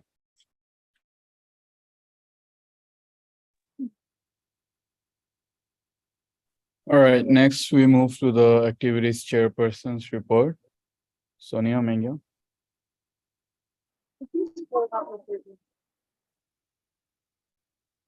Hi everyone, I'll be presenting the activities report. The first one, we had the orientation that was held last week on Monday to Friday, with Wednesday being the holiday.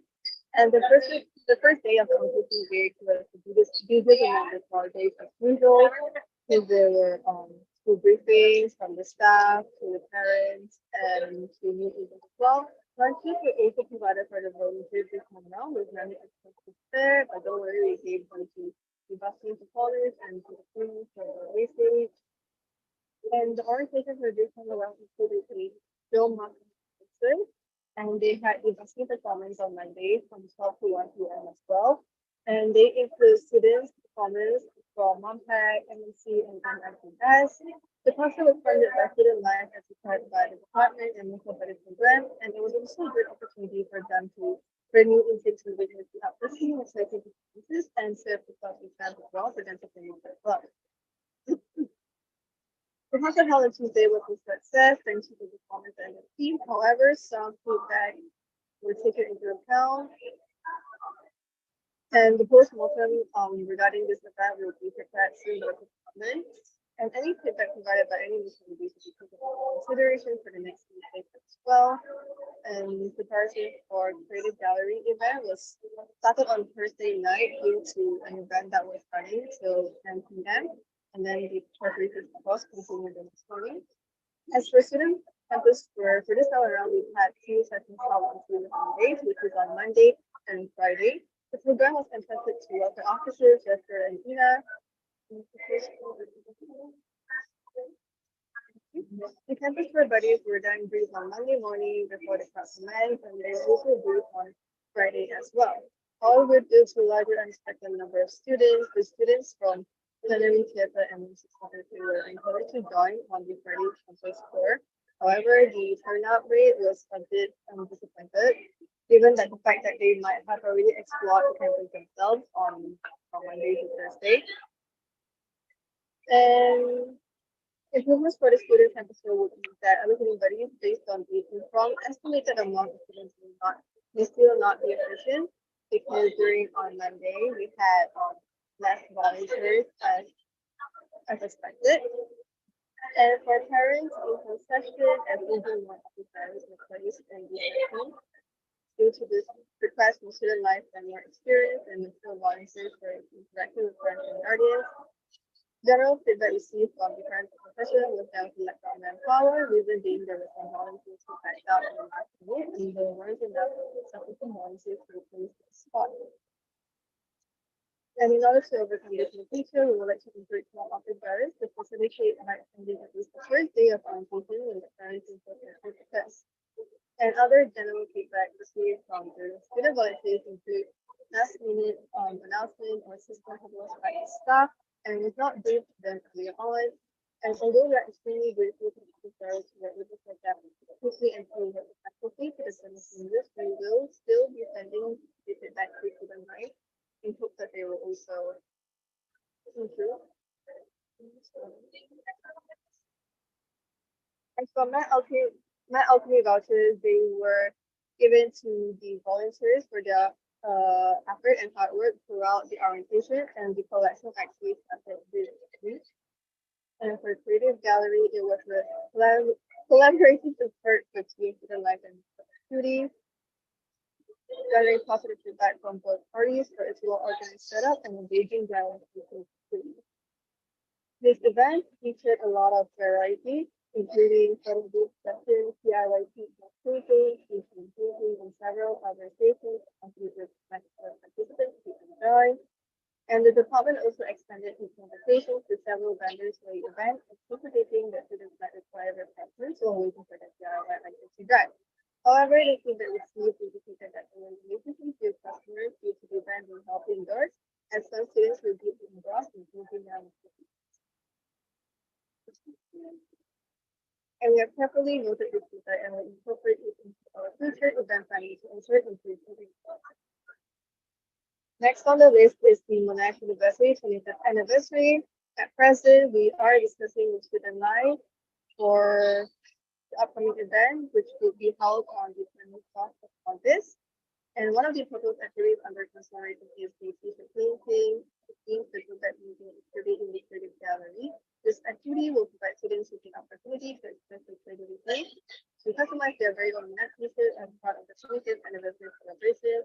Additionally, there will be some activities that capture the atmosphere or spirit of the carnival, but that's still under discussion. Further details and plans will be discussed during the weekly meeting with them.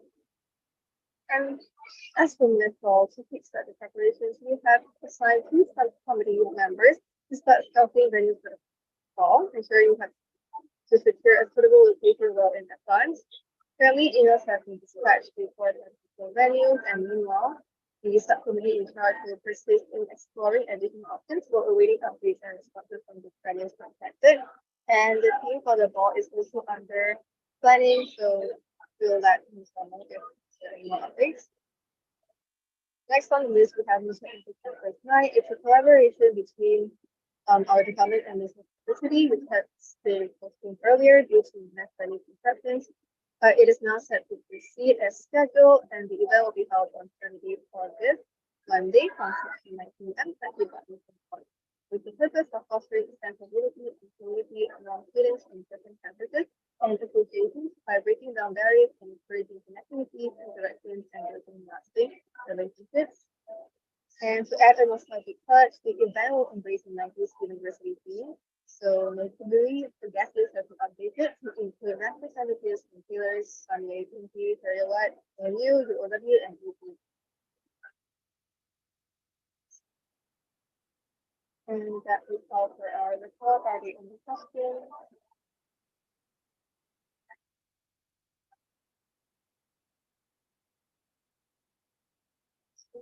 All right, moving on, publicity officer's report. The report's not accepted by the way. Oh, it was accepted by Jackson, sorry. Oh, really? Yeah, yeah. Okay. Thank you. All right, publicity officer's report. Hey, good evening, everyone.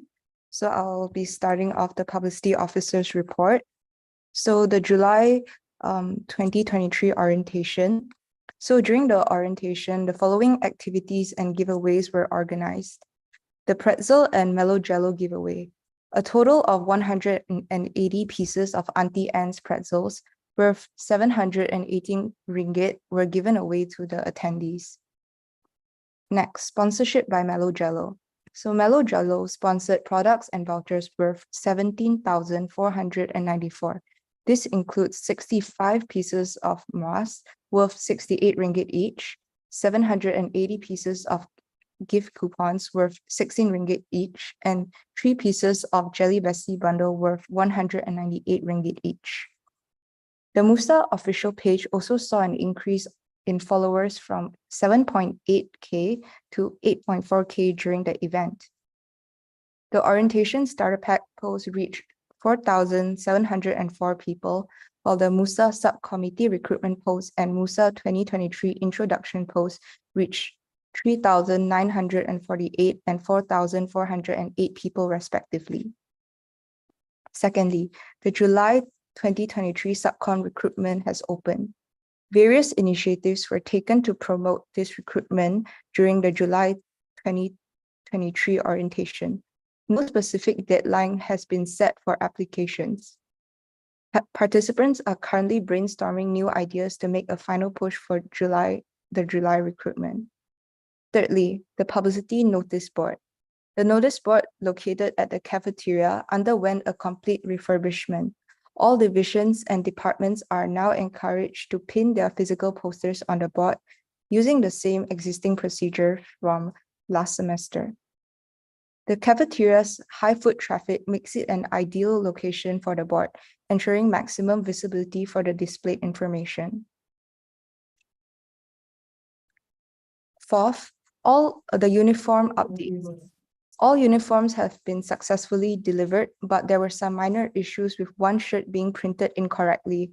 The matter has been reported, and the vendor is currently working on providing a new correct piece.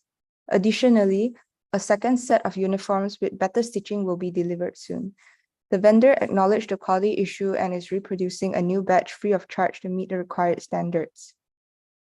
And fifth, the office bearer photo shoot. The first round of office bearer photo shoot took place on the 24th of July on Monday. During this session, representatives from SOE, SOB, SAS, SOMHS, SOP, SOS, SOIT, Women's Welfare, and Treasurer participated. However, the photo shoots for the president, vice presidents, general secretary, activities, publicity, editors, CNS division, and MUIS division are still pending. The second round of photo shoot is scheduled for 1st August Tuesday, starting from 3 p.m. onwards. The MUSA 2023 group photo shoot will be planned for a later date when approximately 80% of members will be available to ensure maximum participation. Passing it on to Jackson. Hello everyone. So the next one I'll be talking about is Barbie Pink Day. So this is a request from Student Life back in last Friday. So we actually published this particular event during Tuesday, which is the past Tuesday. Well, despite it rather being a really last minute request, the response was surprisingly feasible with 607 likes, with 315 forwards, with a 6,471 reaches.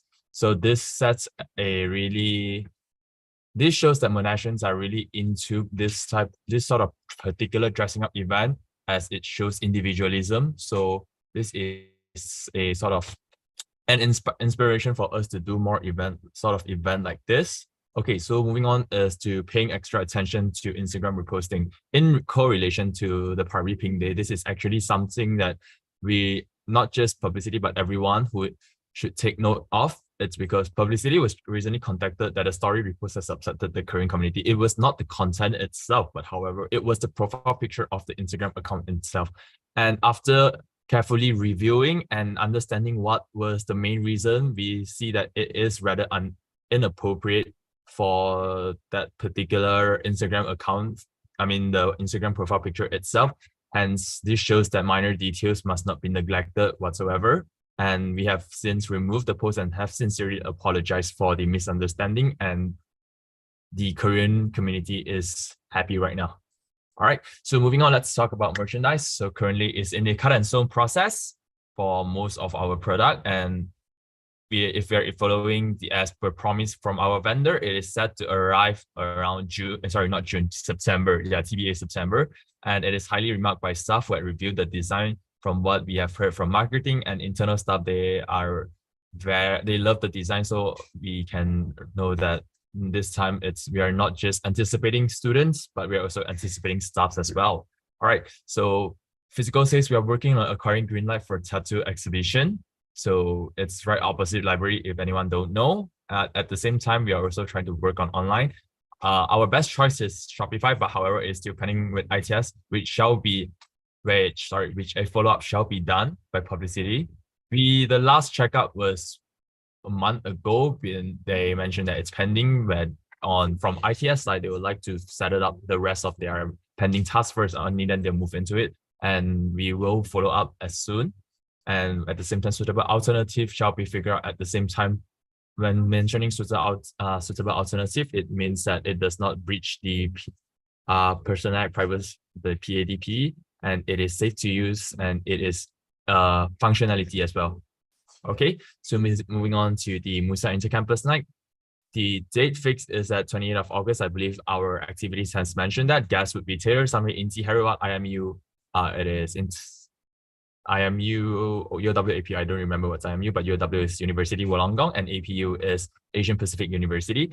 As for right now, it's more easier for us to communicate with each other, as we have managed to form a communication group during our last meetup, which is this Sunway University Student Council Night. They are installation nights, but this is applicable to Taylor, Sunway, and Inti. However, we are still in great contact with IMU and Harriet personally.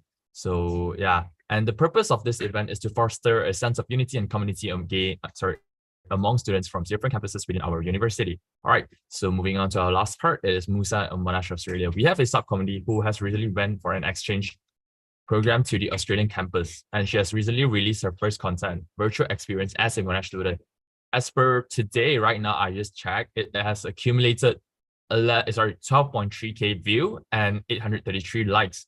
Okay, so while still focusing on local campus content, we will also try to expand our reach in Australia with the help from our subcommittee. And with this as well, we will also hope to use this trajectory to set up a source to bring in revenue this is something publicity has been planning on to create our own revenue, which will be further discussed once our foundation is laid down more firmly. Yeah. So, sorry. Yeah, can you tell? Right. Yes, Alpha has a question. All right. Go ahead. Hi, Jackson and Charles. So I would like to ask a few questions for publicity. First things first, may I know why the information and the pages in MUSA website haven't been updated as of now, seeing that the second semester of the year has been started?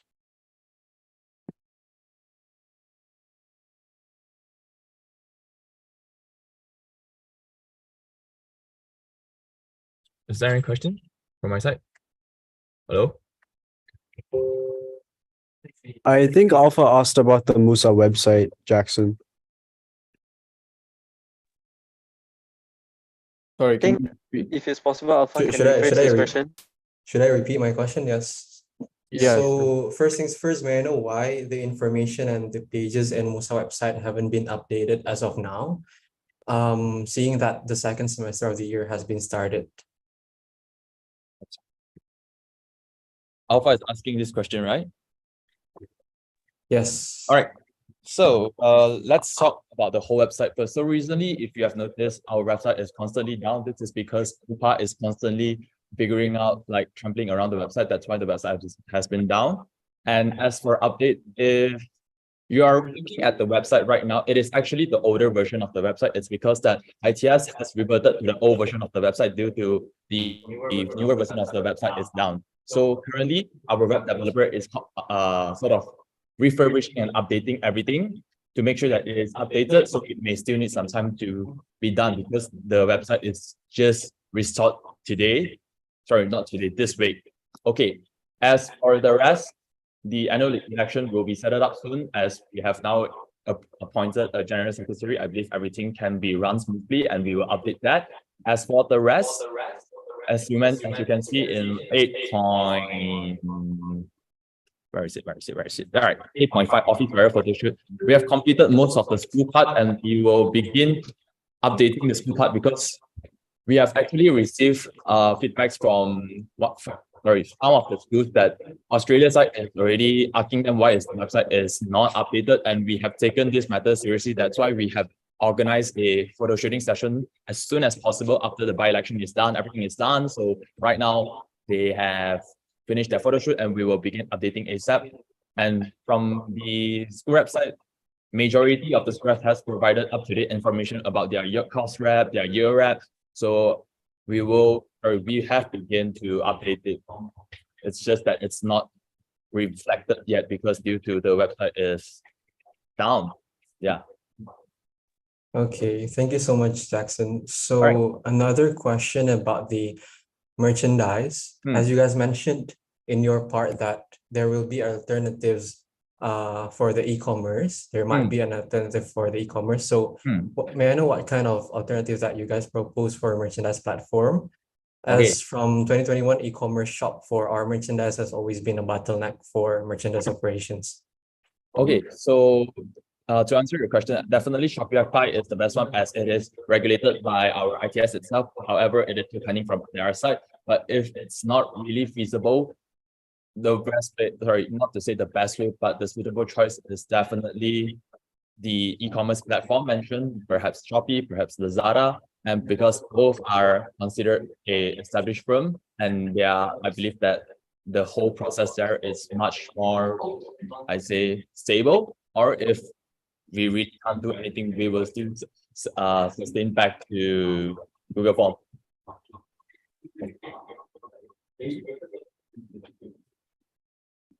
I see. All right. Thank you so much, guys. No worries. So, motion acceptance of publicity officers report accepted by Rashwan. Thank you, Rashwan.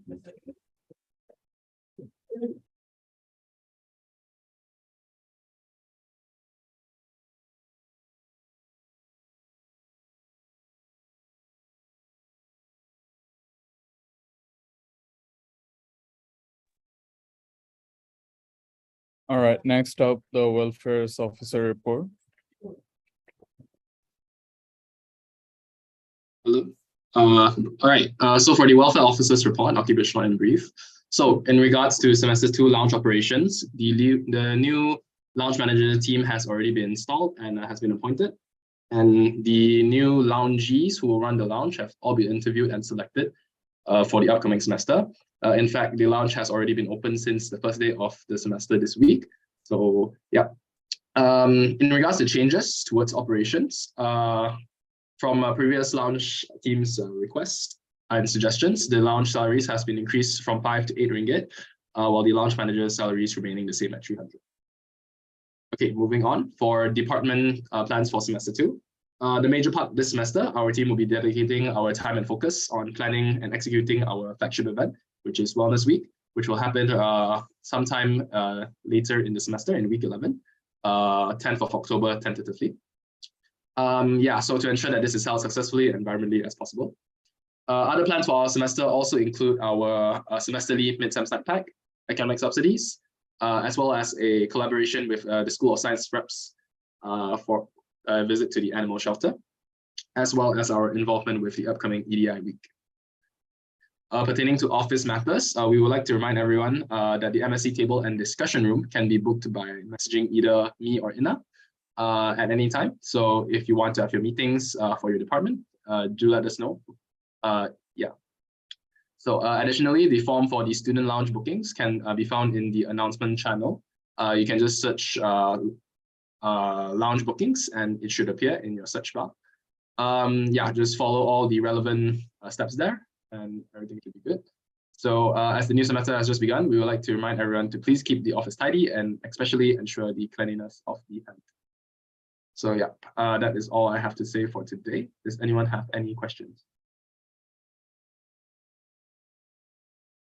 Okay, no questions. 3, 2, 1. All right. Motion number 9, acceptance of welfare officers report, accepted by. Okay, thank you, Koki. Thanks, everyone.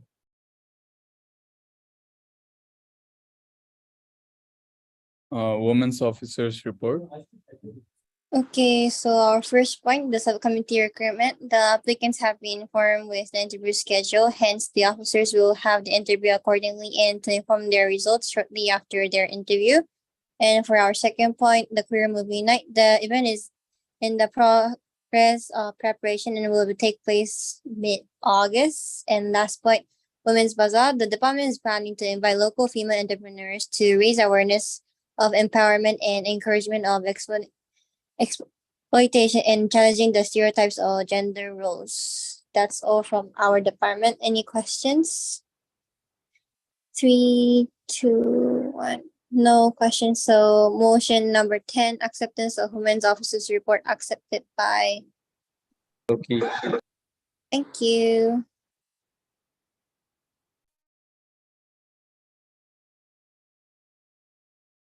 Okay, hello, editors then. I'll be presenting on behalf of editors today since Danelle still isn't feeling well.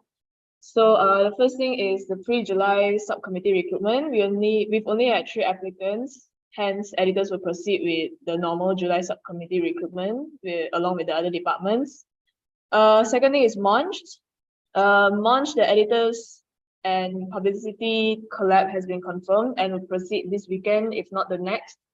And all the remaining Munch, which will be conducted from August to October, have already been secured by Danelle and our admin team. Okay, for magazine printing, the administration team has been sourcing from several different companies. However, due to inflation, we do expect that the magazine paper quality, copies, and/or pages will have to be compromised. Finally, sponsorship. A media clip with stats from our WordPress, Instagram, and Facebook have been compiled and sent to larger companies to source for sponsorships by our admin team.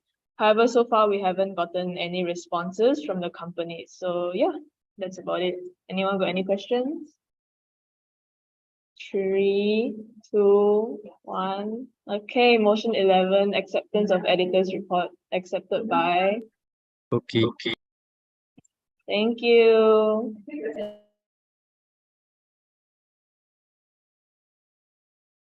At School of Arts and Social Sciences. Okay, so first up is the SAS orientation ice-breaking session. So we had 31 students who participated.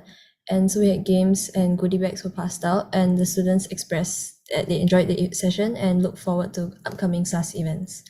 So secondly is that SAS will be having a new communication platform, which is our WhatsApp community, and it will be the main form of communication for all students besides Instagram. And currently we have 2 subgroups inside, which are for academics and campus events. So for our third point, it's our semester 2 starter pack. So we are preparing something to get the students ready for the semester, and inside the pack we will have a stress ball, sand painting kit, a sticker, and a green tea packet. So we are targeting 50 students, and the set collection dates are for the 3rd and 4th of August. And moving on is the SASI get together. So it's an event we're having for the students to mingle over games and refreshments. And the current date that we have is the 11th of August from 4 p.m. to 6 p.m. And the location is room 6405. And we are targeting 30 participants. And moving on to our SAS merchandise, we are planning to extend our pre-orders, but we haven't confirmed a date yet. And for our sub-committee recruitment, currently we have 3 applicants who have expressed their interest, and we'll begin their interviews next week. And for SAS male rep, it will be Imamul Arifin, who has been appointed. Yeah. So motion 13, acceptance of the School of Arts and Social Sciences Representatives Report, accepted by. Okay. Okay, thank you.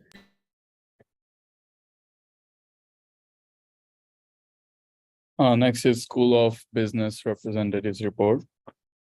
Hello guys, welcome, good night. I hope the night is still young and you guys can still pay attention to me. So firstly, we'll be doing the School of Business Representative report. So firstly, I would like to talk about the resignation of the, sorry, there's 2. Wait, resignation of School of, yeah, correct. Resignation of School of Business Female Representative. So Caroline has officially resigned from the position as of last week, I believe. And currently the department is looking for a replacement, and we have found some potential candidates, and we are currently also liaising with Carol to help ensure a smooth turnover from her role. Apart from that, we also have the currently ongoing major and year rep recruitments. So we are recruiting 4 positions for major and year reps, and the recruitments have opened, and currently we are undergoing like the interview processes for these major and year reps. Next, we also have the subcommittee recruitment. We are recruiting 1 treasurer and 2 operations. We have found a suitable candidate for a treasurer, and currently we are looking for operations officers, 2 more. And yeah, interviews are scheduled this Sunday. As for the event reports, we have successfully completed our July Juniors Mingle event of 100 participants. We decided to cap the participants at 100 despite the huge amount of July intake, but we did believe that the decision was necessary to ensure a smooth flow of, so that we are able to accommodate the participants well. And overall, it did seem that the decision was well made, and everyone enjoyed the event. We also see the participants have like huge smiles, and everyone was like staying even 1 hour after the event because everyone was like contacting, like sharing contacts and stuff. So yeah, that's why we had to cap the participants at 100. And also we have a currently ongoing mentorship program. It has started since Monday, and what happened during this mentorship program, participants bonded in each groups. And for example, some of the groups, they had like a karaoke session just now, and basically everyone is getting to know each other, as well as the new intakes. They felt that the start of their Monash semester has been very amazing. So that's it for mentorship program. So anybody has any questions? 5, 4, 3, 2, 1. Okay, motion number 13, acceptance of School of Business Representatives Report, accepted by Vina. Thank you, Vina.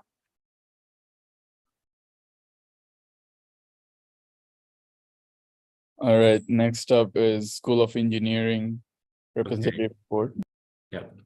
Hi everyone. So first up is our Farm Engineering Race 2023. So we have successfully executed in collaboration with School of Pharmacy during the semester break.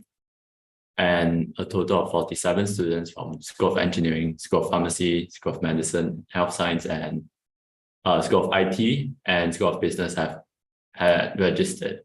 So we have gathered positive feedback from majority of the participants, but some suggestions for minor improvements have been noted down and will be implemented in future. Next is our charity charity outreach event. We had it during the semester break, and it was a collaborative effort between Engineers Without Borders Club and MUSA SOE. So we went to Elong Community Center, and a total of 30 we held workshops for 30 refugee children at the community center. And we taught them basic engineering concepts through interactive games. We also raised funds during our charity fundraising event in semester 1. And we have bought all the goods and donated them to Elong Initiative, which are electronic devices to aid them in their learning. Okay, next is our engineering orientation and engineering exploration day. So we had successfully executed it in collaboration with MUMAC and EAMMSS, which is both engineering clubs. So a total of 133 students were present out of the 184 students who had registered. And overall, the event went smoothly and was successful. We gathered a lot of positive feedback, including that they enjoyed the mingle session between themselves in the group. But we have also noted down some minor negative feedback, and we will implement it. We'll relay it to the next committee for next year. Next is our buddy night event for semester 2. So it will happen tomorrow. So all the preparation has been done, and it's a mingle session between the mentee and mentors for engineering students to meet and network with each other.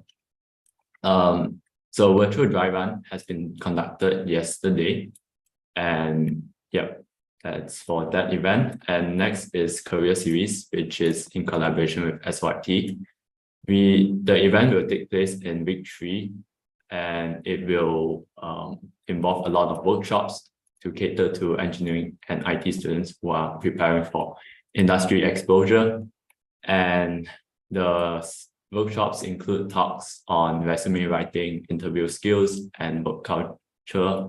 And they are presented by companies such as Gamuda, Petronas, and Amazon Web Services. Refreshments will be provided to the participants who registered and attend the workshops. Last on the agenda is hoodie sales. So we will be selling our hoodie in week 4, and we have gotten the hoodie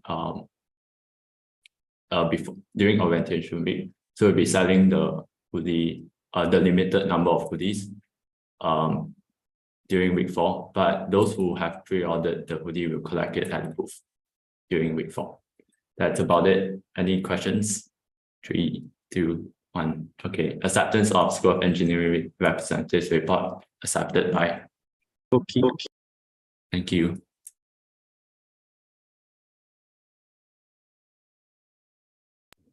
Next, School of IT reps. Yep, go ahead. Okay, hi. So I'll be presenting School of IT rep report. So first of all, is the School of IT school briefing. It was held on Thursday, 20th July 2023 at the lecture theatre located at Building 4. So we welcome and brief students about the quality of learning and teaching, as well as expectation from computer science. And apart from that, we also promoted and showcased event that will be held for the upcoming students. Moving on, for Hello Coders mentorship program, we have interviewed 24 potential mentors, in which 22 mentors were recruited. Mentors were selected through online interviews through Zoom, and mentors onboarding session was conducted on 16 July to brief them on their role and responsibility. We have also successfully recruited mentors, and they'll be given a certificate and a RM20 Touch and Go voucher as appreciation. The main onboarding session was held on 21st July with an attendance of 123 participants. Mentor and mentees were placed in groups where the mentees had to identify who their mentors were as an ice-breaking session, and mentors and their respective mentees interacted through the location bingo game. The winner of the game were given awards such as pins and TNG vouchers.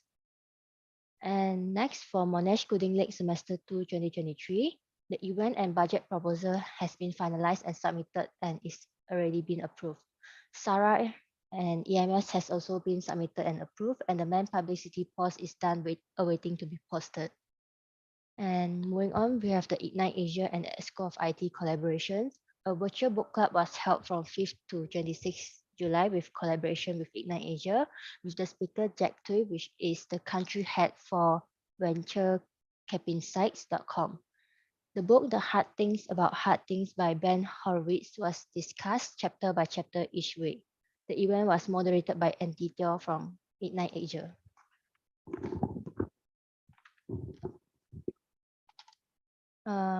Sorry. So next, we also have our SOIT t-shirt sale. So the t-shirt pre-order is currently taking place until 30th July at the price of RM25. The design used is by Elite, who won the SOIT t-shirt design competition from last semester.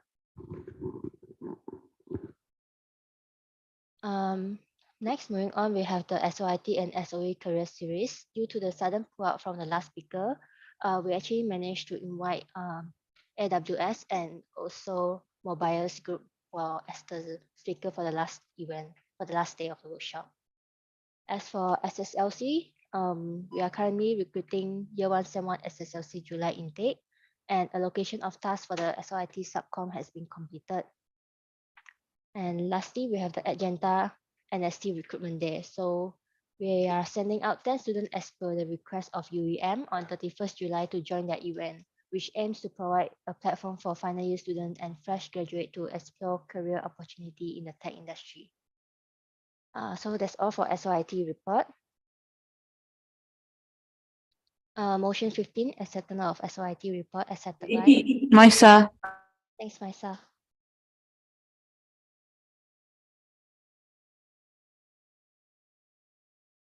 So MHS.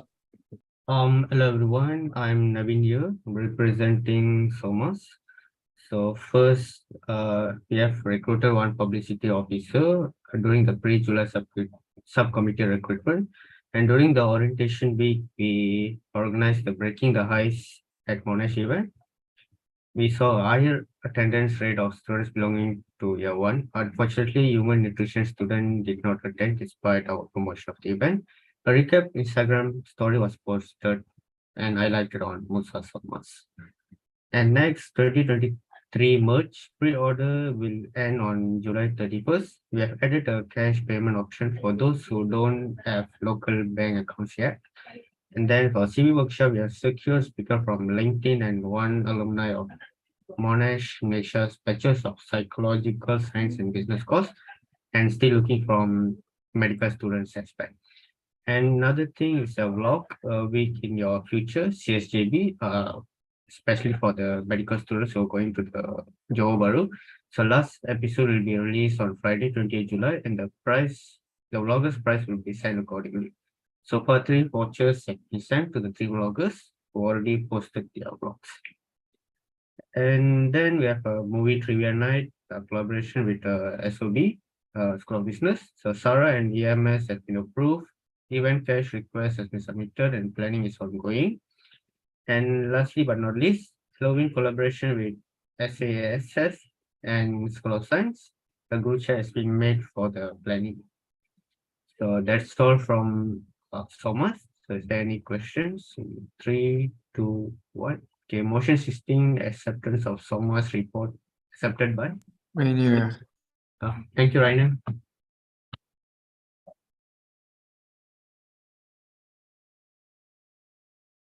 School of Pharmacy report. I'll be taking this one. So hi everyone, it's Stephanie here. I'll keep it very short and simple. So just to update on what we have planned for the upcoming semester, because basically in terms of previous events, we've only had the farm engineering, which was a collaboration with SOE that has already been covered by Brian earlier. Right, so if you would mind to scroll down a little bit, we essentially have 4 projects. The first of which is our OSCE workshop. We have discussed the funding in the EAC meeting yesterday, and the EAC has agreed that this event will be funded by the EAC.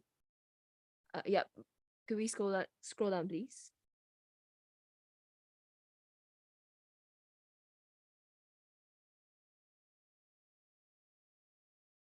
A little bit higher. Yep, that's great. Thanks. Yep. So the planning for the OSCE workshop is well underway as we are meeting with the... Oh, sorry, I think the entry for the OSCE workshop was mistakenly put under Sports Carnival, so refer to item 1.23.3. So the further planning for the OSCE workshop is currently ongoing as we are liaising with our speakers, including the year 2 students, alumni, year 4 students, as well as lecturers who will be assisting in the event. Moving on to the next event, which is the Sports Carnival, we have decided that the event date will be on the 19th to 20th of August, and we have gotten EMS approval for this. Next up is our merchandise sales. So our merchandise pre-sales has been concluded with quite a positive response, garnering almost over 100 sales. And we will be conducting physical sales on the 16th to 19th of August, as we are distributing our merch on that day as well. Lastly, we have the year-end treat, which is a collaboration event with MUFAS, and we are still in the midst of planning this as we are waiting for MUFAS side to update with their committee. Yep, that's all from School of Pharmacy. So motion number 17 accepted by MISA. Thanks, MISA.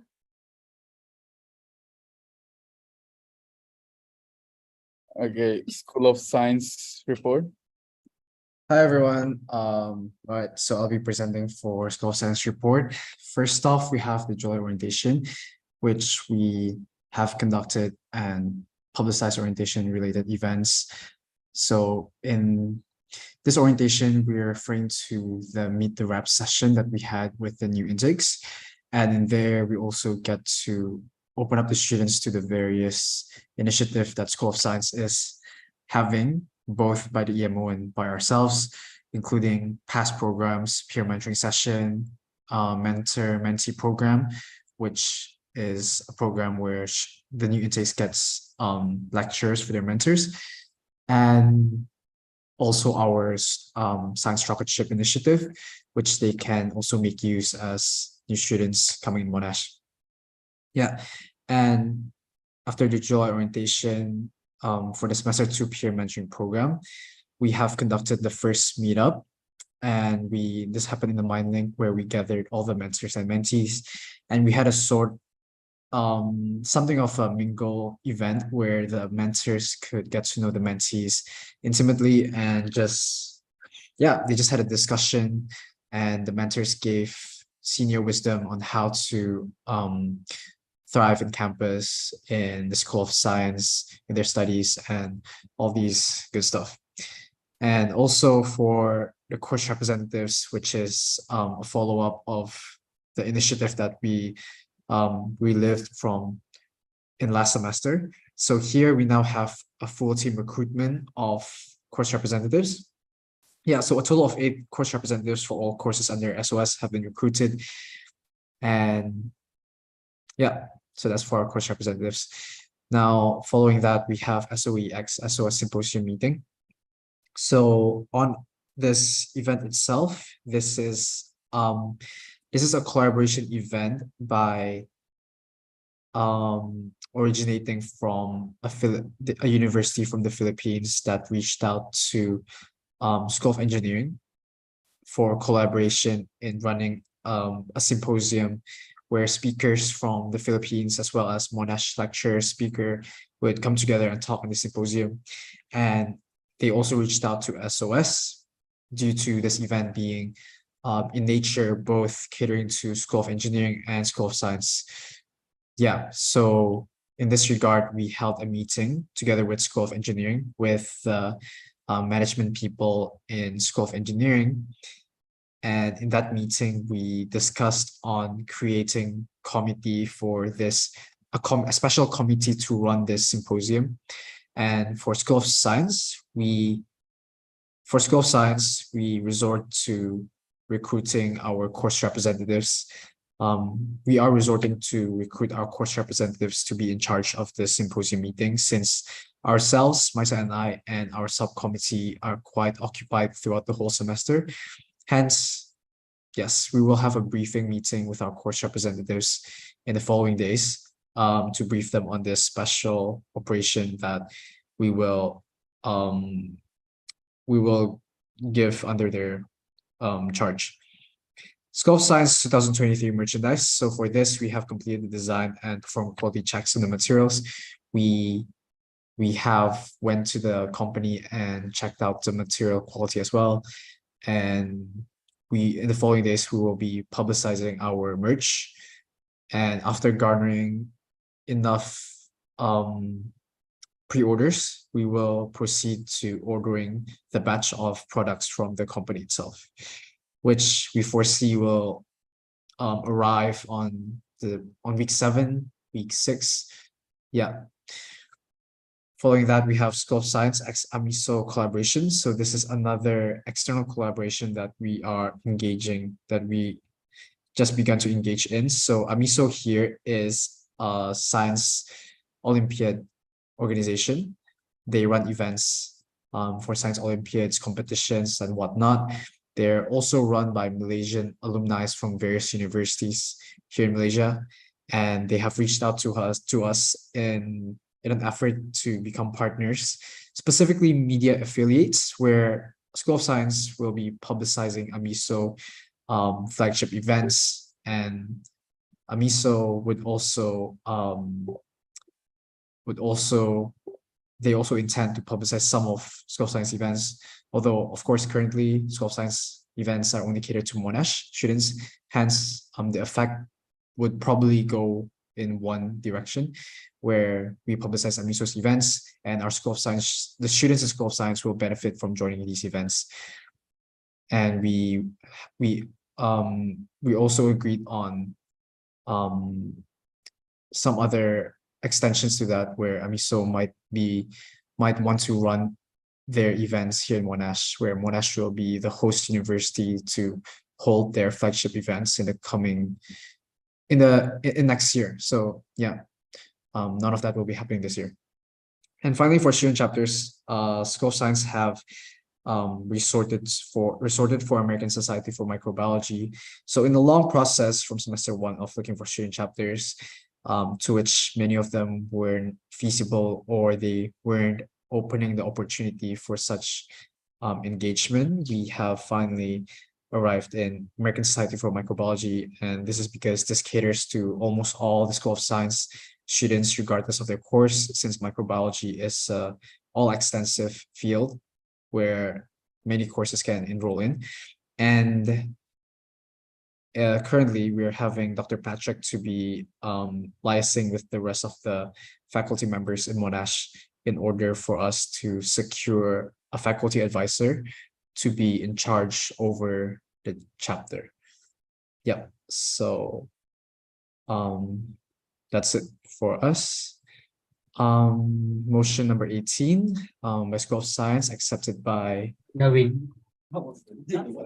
Thanks, Naveen. I know. I want to be. Sorry.